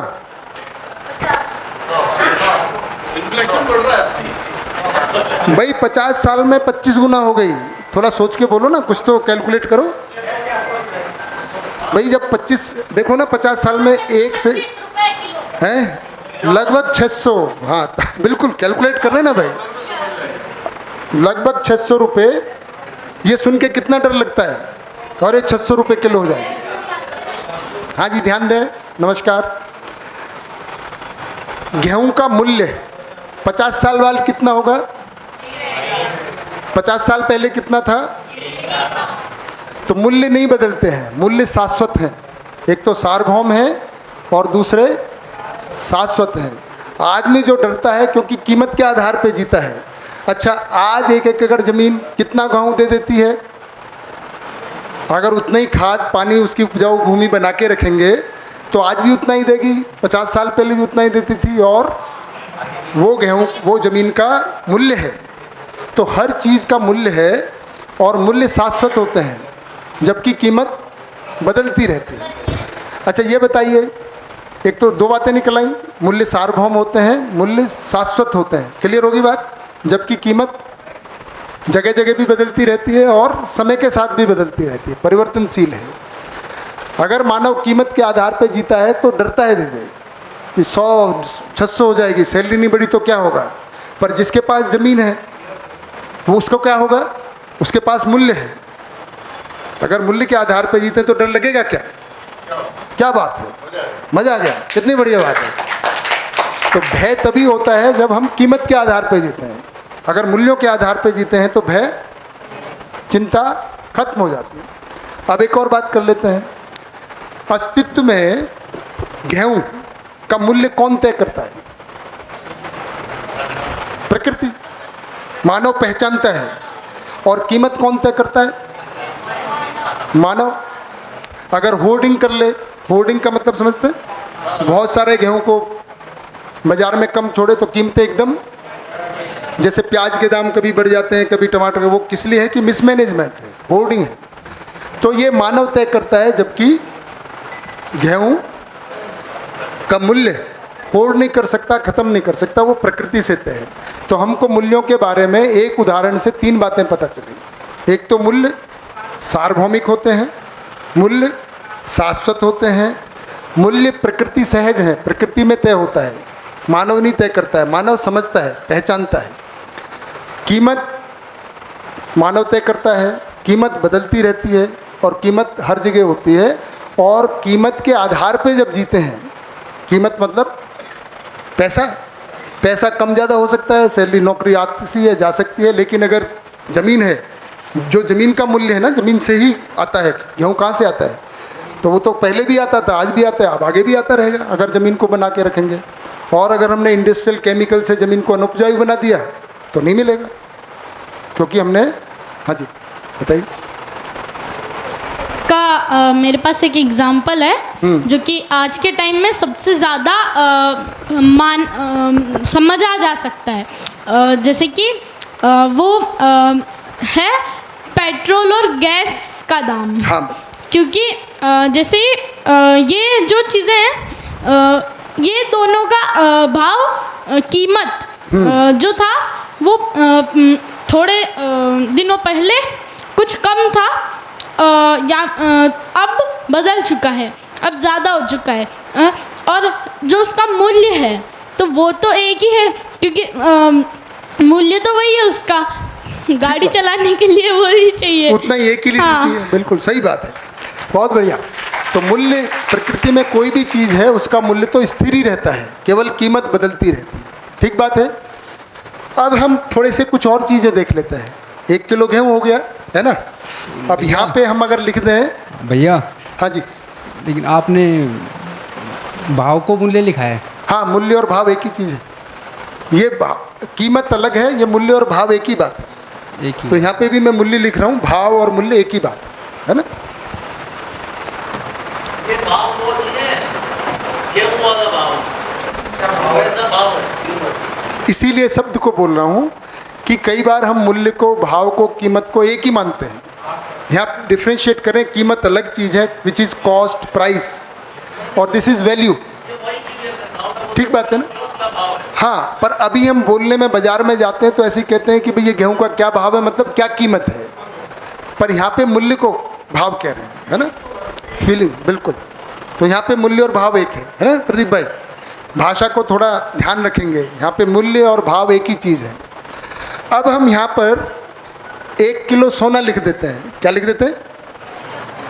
लिख दें 1 किलो सोना, या 10 ग्राम ही लिख दें। अब 1 किलो गेहूँ लिया है तो 1 किलो ही लिख देते हैं। अरे भाई 1 किलो गेहूँ लिखा है तो 1 किलो सोने में क्या दिक्कत है? लिखना ही तो है, आपको कौन सा खरीदना है। कुछ निकल के ही तो आएगा ना, कुछ बात समझ में आएगी। 1 किलो ही लिखेंगे जब 1 किलो गेहूँ लिखा है। ऐसा थोड़ी हमने यहाँ 10 ग्राम वो लिखा है। 1 किलो सोना, गोल्ड, इसकी कीमत क्या है आज?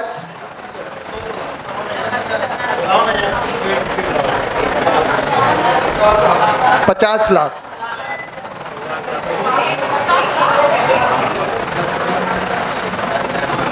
वन kg का ना, पर kg। इसका मूल्य क्या है?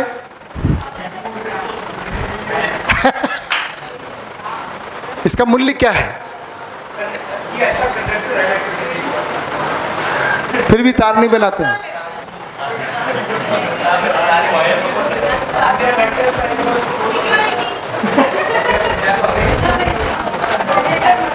चलिए, कुछ लोग जो है इसकी बात कर रहे हैं। हम 1 लीटर वाइन लिख देते हैं, शैंपेन। हाँ जी।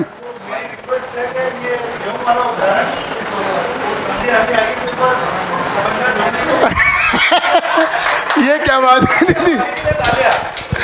सबकी अपनी अपनी।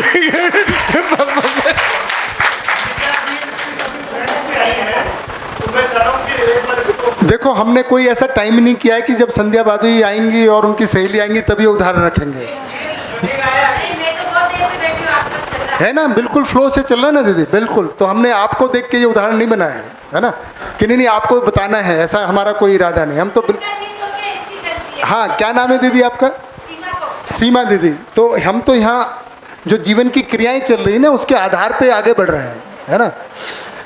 तो हम कहें कि मूल्य मूलक का आस्वादन क्या होता है, तो क्योंकि सोने से पहले कुछ और लिख लेते हैं भैया, है ना। जैसे 1 लीटर वाइन हो जाएगा, हो जाएगा। 1 लीटर वाइन, शैंपेन भी हो सकती है, ओल्ड भी हो सकती है, छोटी भी हो सकती है ना। इसकी क्या कीमत है 1 लीटर की?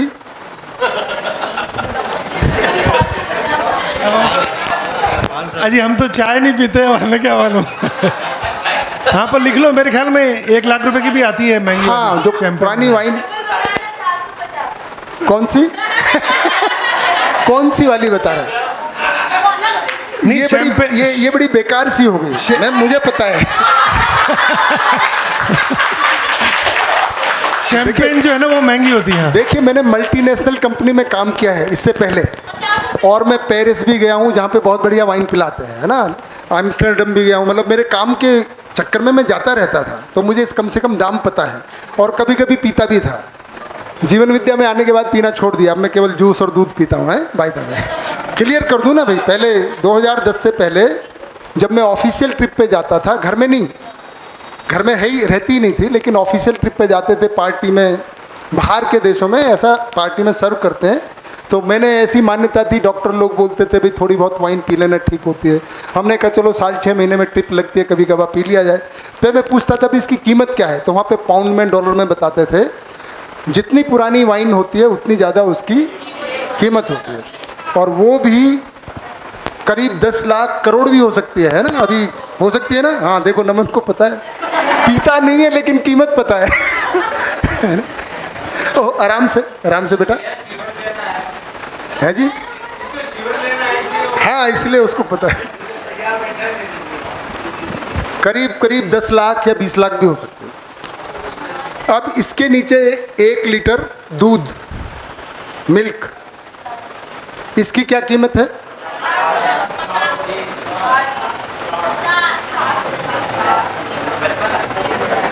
$50 लाख नहीं है ना, बाय द वे, गलती से लिखा है।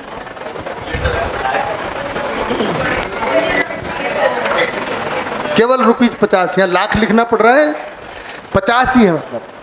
अब ये बताएं, मूल्य, कीमत तो हमने लिख दी, 1 लीटर मिल्क का क्या मूल्य है? पोषण, वो भी एक समय 4 बच्चों को अगर 250 ml देंगे तो 4 बच्चों का एक समय का पोषण है।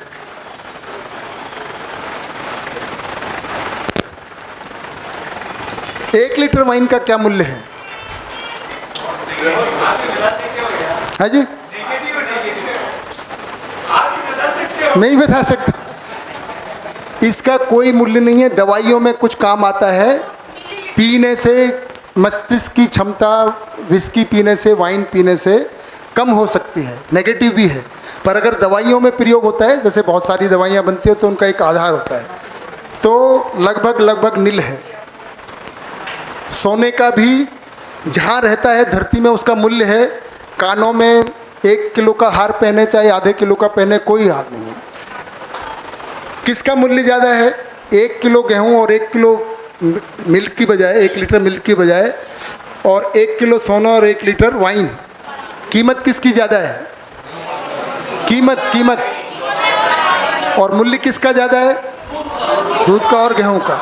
आदमी वाइन और सोने के पीछे भागता है कि गेहूँ और दूध के पीछे? आदमी समझदार कि बेवकूफ़?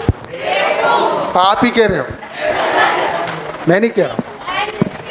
एक्चुअल में अगर आप, जैसे मेरे दोस्तों से हम बात करें कि हाई पैकेज चाहिए, हाई पैकेज किस लिए चाहिए होता है लोगों को? कि बड़ी पैकेज की जॉब चाहिए, तो बड़ी पैकेज लेके करते क्या है? कपड़े, सोना, वाइन, यही पुरुषों के शौक, शराब वगैरह के, और स्त्रियों के शौक ज्वेलरी वगैरह के ज़्यादातर, कि ज़्यादा पैसा आएगा तो यही करेंगे। और भाई रोटी थोड़ी खाना पड़ जाएगा कि नहीं, अभी आधी रोटी खाते हैं, 4 रोटी खाते हैं, तो बाद में 10 खाना शुरू कर देंगे, ज़्यादा पैसा आ जाएगा। करता है कोई?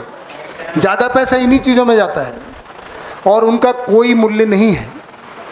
जबकि हम जो सुखी होते हैं मूल्यपूर्वक जीने से होते हैं, कीमतों से, और भाग दौड़ है ज़िंदगी में, वो सोना और वाइन, मतलब ऐसी कुछ चीज़ें, शौक जिनको बोलते हैं, जिनका कोई मूल्य नहीं है। जबकि हम यहाँ कह रहे हैं कि मूल्य मूलक। अब ये हमने, अब यहाँ और चीज़ लिख देते हैं, कुछ चीज़ें थोड़ा सा और ध्यान दें। अब यहाँ लिख दें, है जी, एक क्रिकेटर, क्या कीमत है उसकी? क्रिकेटर कौन है इस पर डिपेंड करेगा ना मूल्य, है ना, फिर भी करोड़ों में बिकते हैं। उनका मूल्य क्या है? मूल्य, कीमत तो उतनी है, वही कह रहे हैं, मूल्य क्या है? और एंटरटेनमेंट कोई मूल्य नहीं है अस्तित्व में, है ना। हाँ, शाश्वत भी नहीं है और कोई मूल्य भी नहीं है। एक्टर, किसी का भी नाम लिख सकते हैं, अमिताभ बच्चन, शाहरुख खान, नाचने गाने वाले जितने भी हैं, नाचने गाने वाले तो हैं। क्या मूल्य है और क्या कीमत है?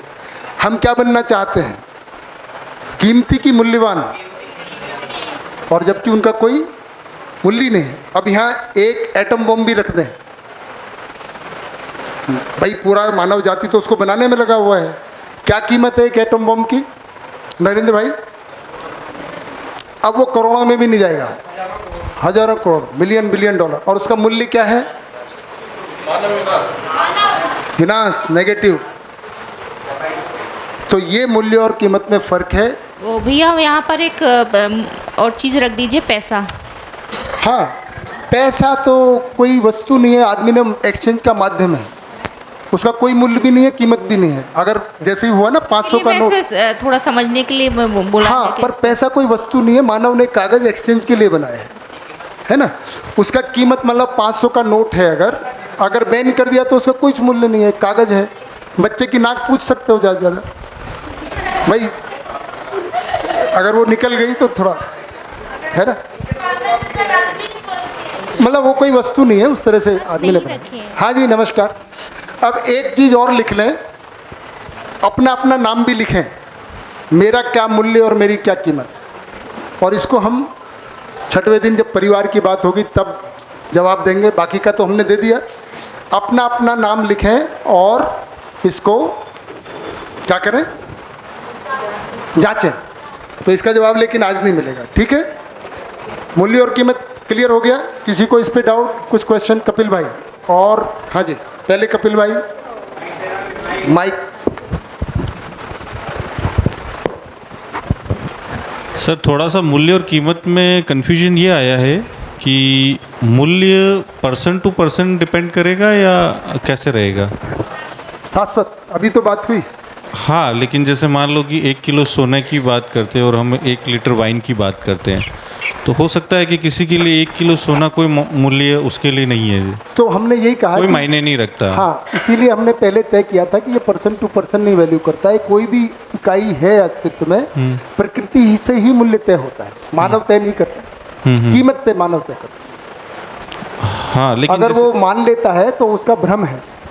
अच्छा, अस्तित्व में जो वस्तु जैसी है उसका मूल्य तो अस्तित्व सहज या प्रकृति सहज विधि से तय है, मानव ने तय नहीं किया है। पानी का मूल्य क्या है और कीमत क्या है? हाँ, मूल्य पानी लिखें, बताइए। अब ये पर्सन टू पर्सन वेरी करेगा या यूनिवर्सल है? यूनिवर्सल है। हवा का मूल्य क्या है? ये भी यूनिवर्सल है। बट कुछ चीज़ों का ऐसा नहीं हो सकता कि अपने हिसाब से कुछ चीज़ों को तो यूनिवर्सल मान लें और कुछ चीज़ों का हम तय कर लें, क्योंकि मूल्य तो नहीं। जैसे हवा पानी तो चलो मुझे समझ में आया कि हवा पानी एक ऐसी चीज़ है जो जिसके बिना रहा नहीं जा सकता, इसलिए उसका मूल्य तो अमूल्य है। नहीं, मूल्य है उसका। हाँ, मूल्यहीन, ठीक है। बट जैसे 1 किलो सोना हुआ या 1 लीटर वाइन हुई, अब जैसे किसी को 1 किलो सोना है जिसको काफ़ी लगाव है सोने से, तो वही तो बात कर रहे हैं, वो लगाव भ्रम है। अच्छा, अगर उस 1 किलो सोने से ऐसी जंगल में पहुंच जाए जहाँ पानी नहीं है, तो 1 किलो सोने से 1 गिलास पानी नहीं ले सकता है, तो क्या मूल्य हुआ? 0। ठीक है। और अगर धरती उपजाऊ नहीं बचे और आपकी तिजोरी में 50 किलो सोना रखा हुआ है और धरती उपजाऊ नहीं रही, हमने अपने प्रयासों से उसको उपजाऊ बना दिया, 1 किलो गेहूँ पैदा नहीं कर सकता 50 किलो सोना। तो मूल्य को कहीं ना कहीं स्थिति भी तय कर रही है। बिल्कुल, इसीलिए हम ये आप अभी क्योंकि दूसरे तीसरे दिन आए हैं ना, तो थोड़ा सा कनेक्टिविटी गड़बड़ा जाती है। ठीक है, उन्हीं बातों को करते हैं। नहीं, मैं वो इसीलिए मैं थोड़ा सा कंफ्यूजन। बिल्कुल बिल्कुल। बाकी जो तीसरे दिन से उनको फ्लो समझ में आ गया है ना कि मूल्य क्या है, तो अस्तित्व सहज विधि से ही होता है। इसीलिए हम निरीक्षण परीक्षण सर्वेक्षण रखा ही हुआ है ना। तो हम तय नहीं करते मूल्य, अस्तित्व सहज है ना जी। और कोई मुद्दा? पीछे भैया आए हैं कुछ ब्लू शर्ट, कॉर्पोरेट ऑफिस से जैसे लग रहे हैं कुछ। हाँ जी, मौका दिया जाए उनको।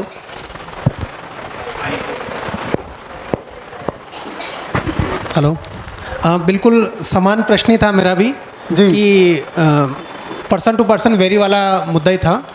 लेकिन इसमें मेरे को एक फिर से याद आया जो बीच में चल रहा था कि आपने बताया कि भाव और मूल्य एक ही बात है। हाँ। भाव का मतलब जैसे कि हम हृदय के जो भाव है उनसे, और क्या जो आपने मूल्य बताया वो वैल्यू की बात कर रहे हैं क्या? वैल्यू की बात। तो इसमें सोना में वैल्यू वाली बात कहाँ से आ जाएगी?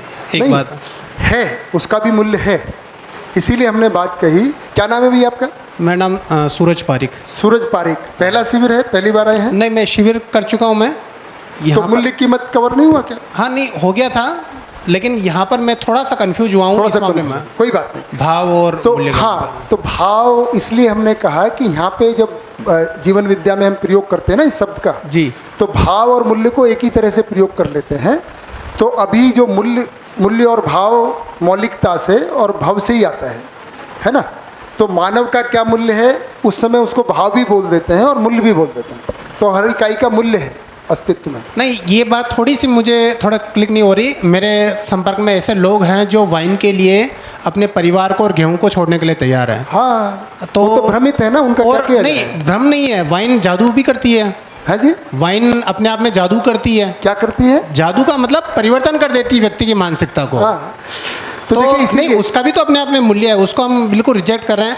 वर्ल्ड का देखिए मैंने ऐसे कहा यहाँ पे, इसीलिए आप पहले केवल उदाहरण की बात, मैं इसको ज़्यादा लंबा नहीं खींचना चाह रहा, केवल उदाहरण की बात कर रहा था मैं। वो हमने वही कहा, अभी यहाँ पे निरीक्षण, परीक्षण, सर्वेक्षण जो पर्सन टू पर्सन नहीं, हम यूनिवर्सली बात कर रहे हैं।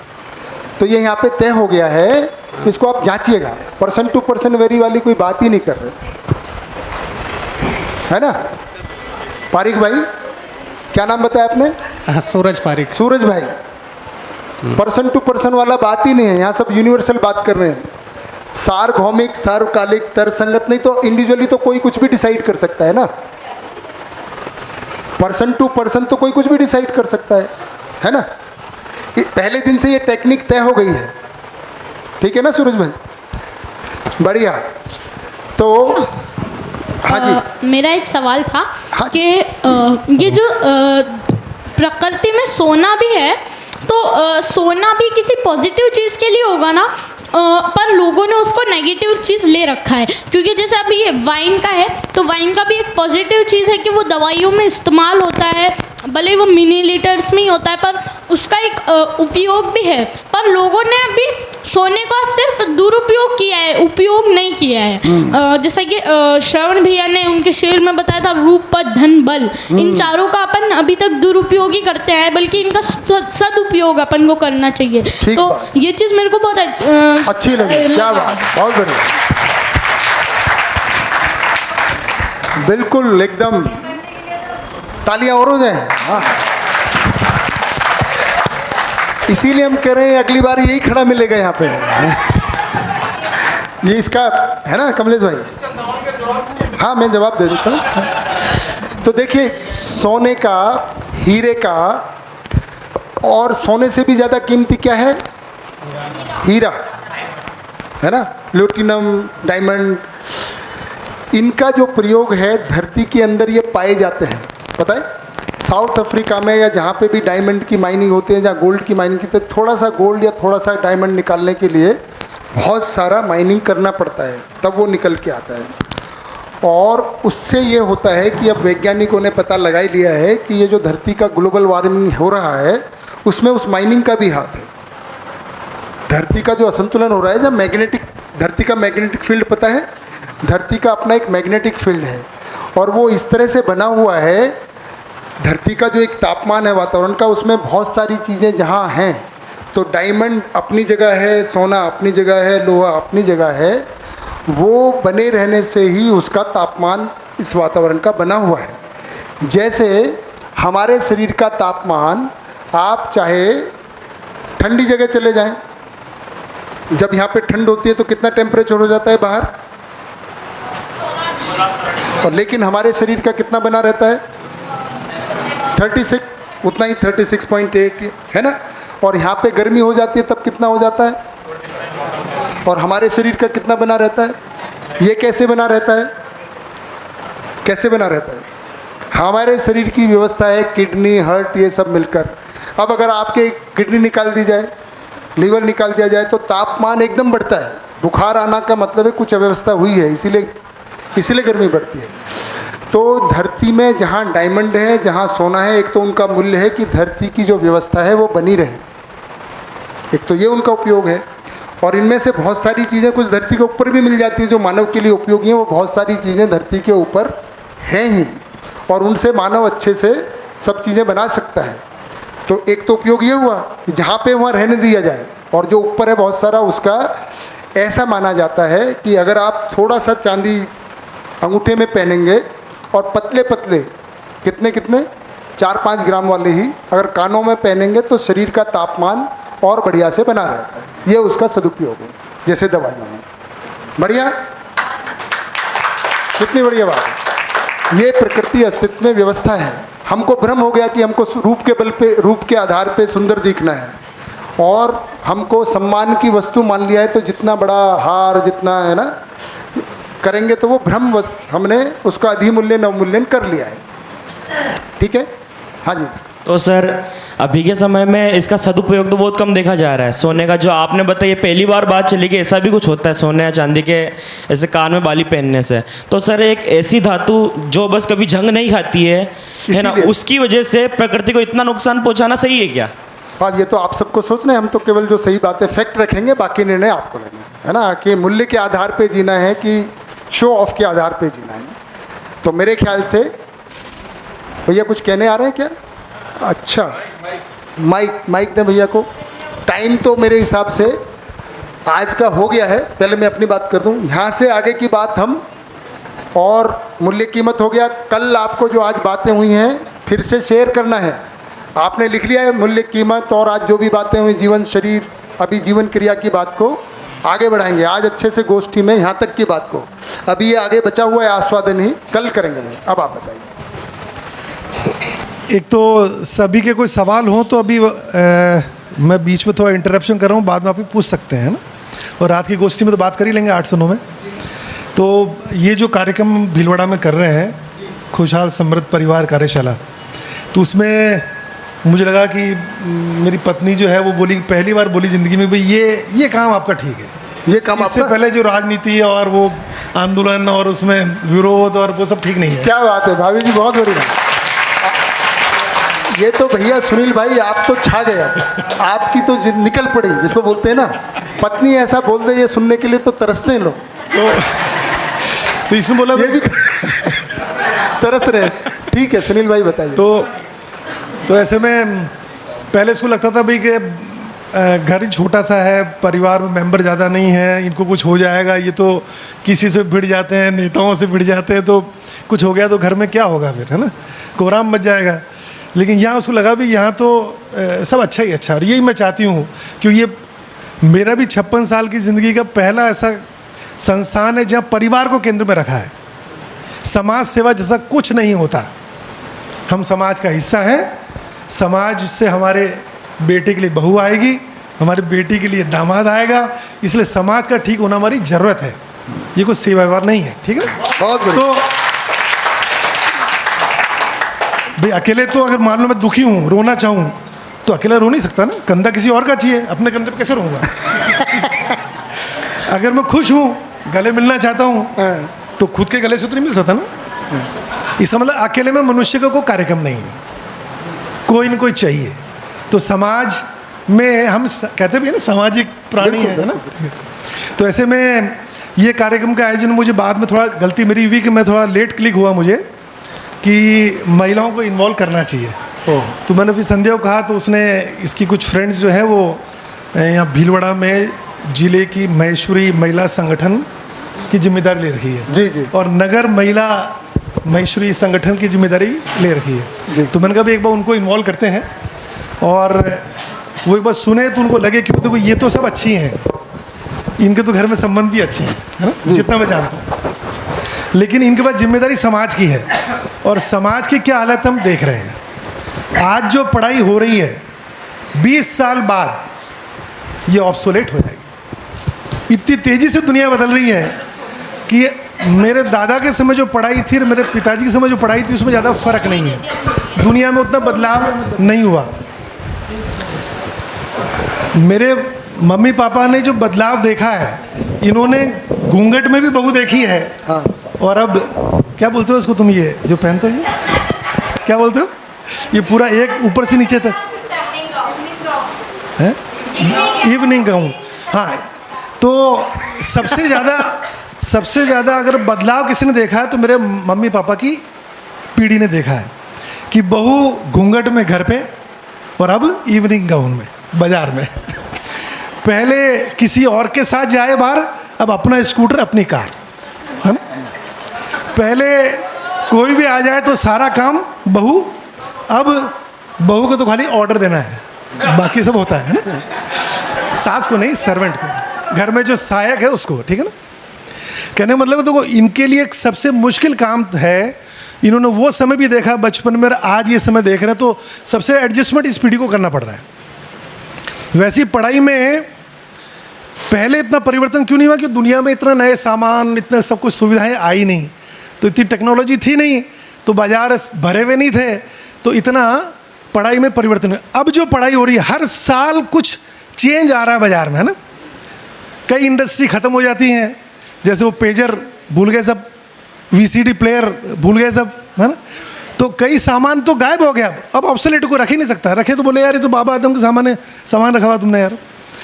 तो अभी समाज में जो परिवार हैं उनके जो बच्चों के लिए माँ बाप पेट काट के सब कुछ लगा देते हैं, उसके बाद गारंटी नहीं 20 साल बाद जो पढ़ के निकलेगा तो कुछ कमाने के लायक होगा कि नहीं होगा। अगर टेक्नोलॉजी ऑब्सोलीट हो गई, नई टेक्नोलॉजी आ गई, वो पढ़ाई इनमें नहीं है, तो वो पढ़ाई कोई काम की नहीं है। तो मैं जानता हूँ ऐसे कई परिवारों को जो खुद अभाव में जिए, बच्चे के लिए सब लगा दिया, रिक्शा वाला भी चाहता है मेरा बच्चा तो पढ़ ले यार, तो मैं इसलिए पीछे रह के पैर नहीं पाया, तो वो सब कुछ लगाया, और बाद में जब वो देखता है यार पढ़ने के बाद बच्चा तो कमा ही नहीं पा रहा है, तो रो भी नहीं पाता है, आंसू भी पीने पड़ते हैं, क्योंकि करे क्या। मैं ऐसे कहीं जानता हूँ कि मुझे मेरे पास आते रहते हैं ऐसे। तो पढ़ाई की हालत ये है, संबंधों की हालत ये है कि पूरी ज़िंदगी न्योछावर करने के बाद अपने बच्चों पे कोई माँ बाप गारंटी नहीं दे सकता कि ज़िंदगी भर बच्चों से संबंध ठीक रहेंगे, ये गारंटी नहीं दे सकता कोई। मेरी कामनाएं सबके अच्छे रहें, लेकिन गारंटी नहीं है। उम्र बढ़ने के साथ बातचीत घट रही है, कितना भी बढ़िया परिवार उसमें भी आप देख सकते हो माता पिता की बच्चों से बातचीत घट रही है। माता पिता को सोचना पड़ता है क्या बोलना क्या नहीं बोलना, कभी भी वहाँ से रिवोल्ट हो सकता है ना। अगर आपके ने कोई बात बोली उनको पसंद नहीं है तो वो विद्रोह कर सकते हैं। तो ऐसी स्थिति में एक बच्चे को पढ़ाई ज़रूरी है, पर्याप्त नहीं है, उसके साथ में ज़िंदगी की समझ देना बहुत ज़रूरी है, जिससे वो प्यार से रह तो पाए, वरना हम परिवार विहीन भीड़ में तब्दील हो रहे हैं। पहले तो परिवार में कितने मेंबर होते थे, अब तो मैं एक पति पत्नी और 2 बच्चे मैक्सिमम, है ना। मैं भी एक बार लेक्चर देने गया गर्ल्स कॉलेज में, तो वहाँ पे वो प्रिंसिपल ने मुझे अपने चैम्बर में ले गया, बोले यार अब इतनी सिद्धांत की बातें करते हो कि माता पिता का कर्ज नहीं सूख सकता है। बोले कि मैंने पूरे करियर में, प्रिंसिपल कह रहा था, एक भी प्रोफेसर नहीं देखा। पहली बात तो माता पिता पैसा मांगते नहीं बच्चे से, परेशानी में रह लेंगे पर बुढ़ापे में भी पैसा नहीं मांगेंगे। कोई मांग लेवे तो बोले हमारे प्रोफेसर को एक भी नहीं देगा पूरे कैरियर में। वो कह रहा था जो पैसा दे दे कहेगा इस बार तो LIC की किस्त जानी है, कभी मांगा तो बोले बच्चे की फीस जानी है। अपने माँ बाप को बुढ़ापे में, वो प्रिंसिपल कह रहा था ऐसा, तो बोला आप ऐसे सिद्धांत के मन का इसलिए तो लेक्चर देना है मैं कि हालत ठीक नहीं है। पारिवारिक रिश्ते कोमा में है, कैंसर 4th स्टेज। अब ये छोटे मोटे टैबलेट और छोटी मोटी गोली दवाई से या हम जिस तरह की प्रतियोगिताएं या कार्यक्रम कर रहे हैं महिला मंडल से, उससे बदलाव नहीं आएगा। तो जिम्मेदारी ली है तो दुनिया छोड़ने के पहले ऐसा तो लगे यार समाज को पहले से बेहतर स्थिति में छोड़ा, वरना अपने आप को माफ़ नहीं कर पाएंगे। ये पाप भी तो कभी सजा के रूप में मिलेगा ना। इसलिए मेरा अनुरोध था इस कार्यक्रम में, तो क्या चूँकि मेरी गलती, मैंने लेट संपर्क किया इनसे, तो इनका पहले से गरबा का प्रोग्राम फिक्स है। बिल्कुल बिल्कुल। और पहले से बाहर भी थी, आप जिला अध्यक्ष हैं, बाहर थी। और वो नगर बात बताई जो मैंने आज एक कोठारी परिवार में फ़ोन करके बोला, तो बोले यार घर लेके आओ उनको यार। अच्छा, दुख सुनना गहरी बात है। 2 लाख साल पहले मानव इस धरती पे जैसा आज हम दिख रहे हैं ना, वैसे 2 लाख साल से है। इस 2 लाख साल में खेती का इतिहास 12,000 साल का, 12,000 साल पहले खेती शुरू हुई। दुनिया की बात चल रही है ना, मतलब 1,88,000 साल आदमी औरत खाली इसी में लग रहे, जानवर से कैसे बचना है, जंगल में क्या खा के जिंदा रह सकते हैं, कभी गलत खा लिया तो मर भी गए, उससे सीखा यार ये चीज़ नहीं खानी, धतूरा नहीं खाना, ये नहीं खाना है, और कैसे बरसात में बचना है, बाढ़ में बचना है, वगैरह वगैरह। 1,88,000 साल तो इसमें लग गए, इतना समझने में कैसे जिंदा रख पाएंगे अपने आप। 12,000 साल पहले खेती शुरू हुई, श्री राम आए 10,000 साल पहले, ऐसा कहते हैं। श्री कृष्ण 5-6 हज़ार साल पहले, ईसा मसीह 2000 साल पहले, महावीर से महात्मा 2600 साल पहले, मोहम्मद साहब 1400 1600 हाँ 1400 साल पहले 650 ये सब महापुरुष आए, ये कुछ बता के गए, कुछ कन्वे हुआ कुछ नहीं हुआ समाज को। 500 साल पहले साइंस आई, ये जो अपने बच्चे से पढ़ रहे हैं ना विज्ञान, 500 साल पहले आई है। उसमें 150-200 साल पहले ही बिजली का आविष्कार हुआ, भाप के इंजन का आविष्कार हुआ, स्टीम इंजन का। उसके बाद फिर बिजली हुई, फिर ऐसे करके स्कूटर से लेके कार और हवाई जहाज तक ये सारे आविष्कार पिछले 150-200 साल के ही हैं। ये एसी, ये ऐसे ज्वेलरी, ऐसे कपड़े, ऐसे बिल्डिंग्स, ये सब कुछ कारें, ये सब कुछ पिछले 150-200 साल 150-200 साल में इस औद्योगिक क्रांति के समय में इतना हर चीज़ का रॉ मटेरियल ज़मीन से आता है। मेरे कपड़े का कॉटन, अगर लोहा है तो वो, प्लास्टिक है तो वो, हर चीज़, रबड़ है तो वो, चश्मा है तो, हर चीज़ का रॉ मटेरियल ज़मीन से आता है। ज़मीन में अनलिमिटेड नहीं है। 2 लाख साल से आदमी है, 150-200 साल में ये हालत कर दी है कि स्टीफन हॉकिंग दुनिया का सबसे बड़ा वैज्ञानिक मुंबई आया तो आपने बताया कि उसने कहा 30-40 साल कि चलेगी दुनिया। अपने बच्चों के लिए पैसा तो छोड़ के जाओगे, बोलेगे माँ बाप ने पानी हवा मिट्टी तो जहरीला कर दिया, ऐसे जीने लायक ही नहीं छोड़ा इस धरती को। ये भी सोचने की जरूरत जिस पर भी कोई नहीं सोच रहा है। और ऐसा नहीं कि धरती खत्म हो रही है, ये भी नहीं कि पानी खत्म हो रहा है, ये भी नहीं कि कोई जानवर खत्म हो रहे हैं या कोई पेड़ खत्म हो रहे हैं। सबसे पहले कोई जाएगा इस धरती से तो मनुष्य हो। कैसे कोरोना में समझ सकते हो, किसी मनुष्य की, जानवर की जाति को कोरोना नहीं हुआ, और कोई भी धर्म जाति देश का मनुष्य कोरोना से नहीं बचा। ये बताता है सबसे कम इम्यूनिटी, सबसे कम रोग से लड़ने की क्षमता किसी की है तो वो आदमी की है। जानवर तो गंदे पानी पी के जिंदा रहता है, किसी को घर में गंदा पानी पिला दो, शाम तक अरियंत हॉस्पिटल, शाम तक हॉस्पिटलाइज करना पड़ेगा। दिल्ली में थोड़ी सी गंदी हवा होती है, प्रदूषण बढ़ता है धुआं के कारण, इमीडिएट ऑड इवन करो, ये करो, हाकर मच जाता है।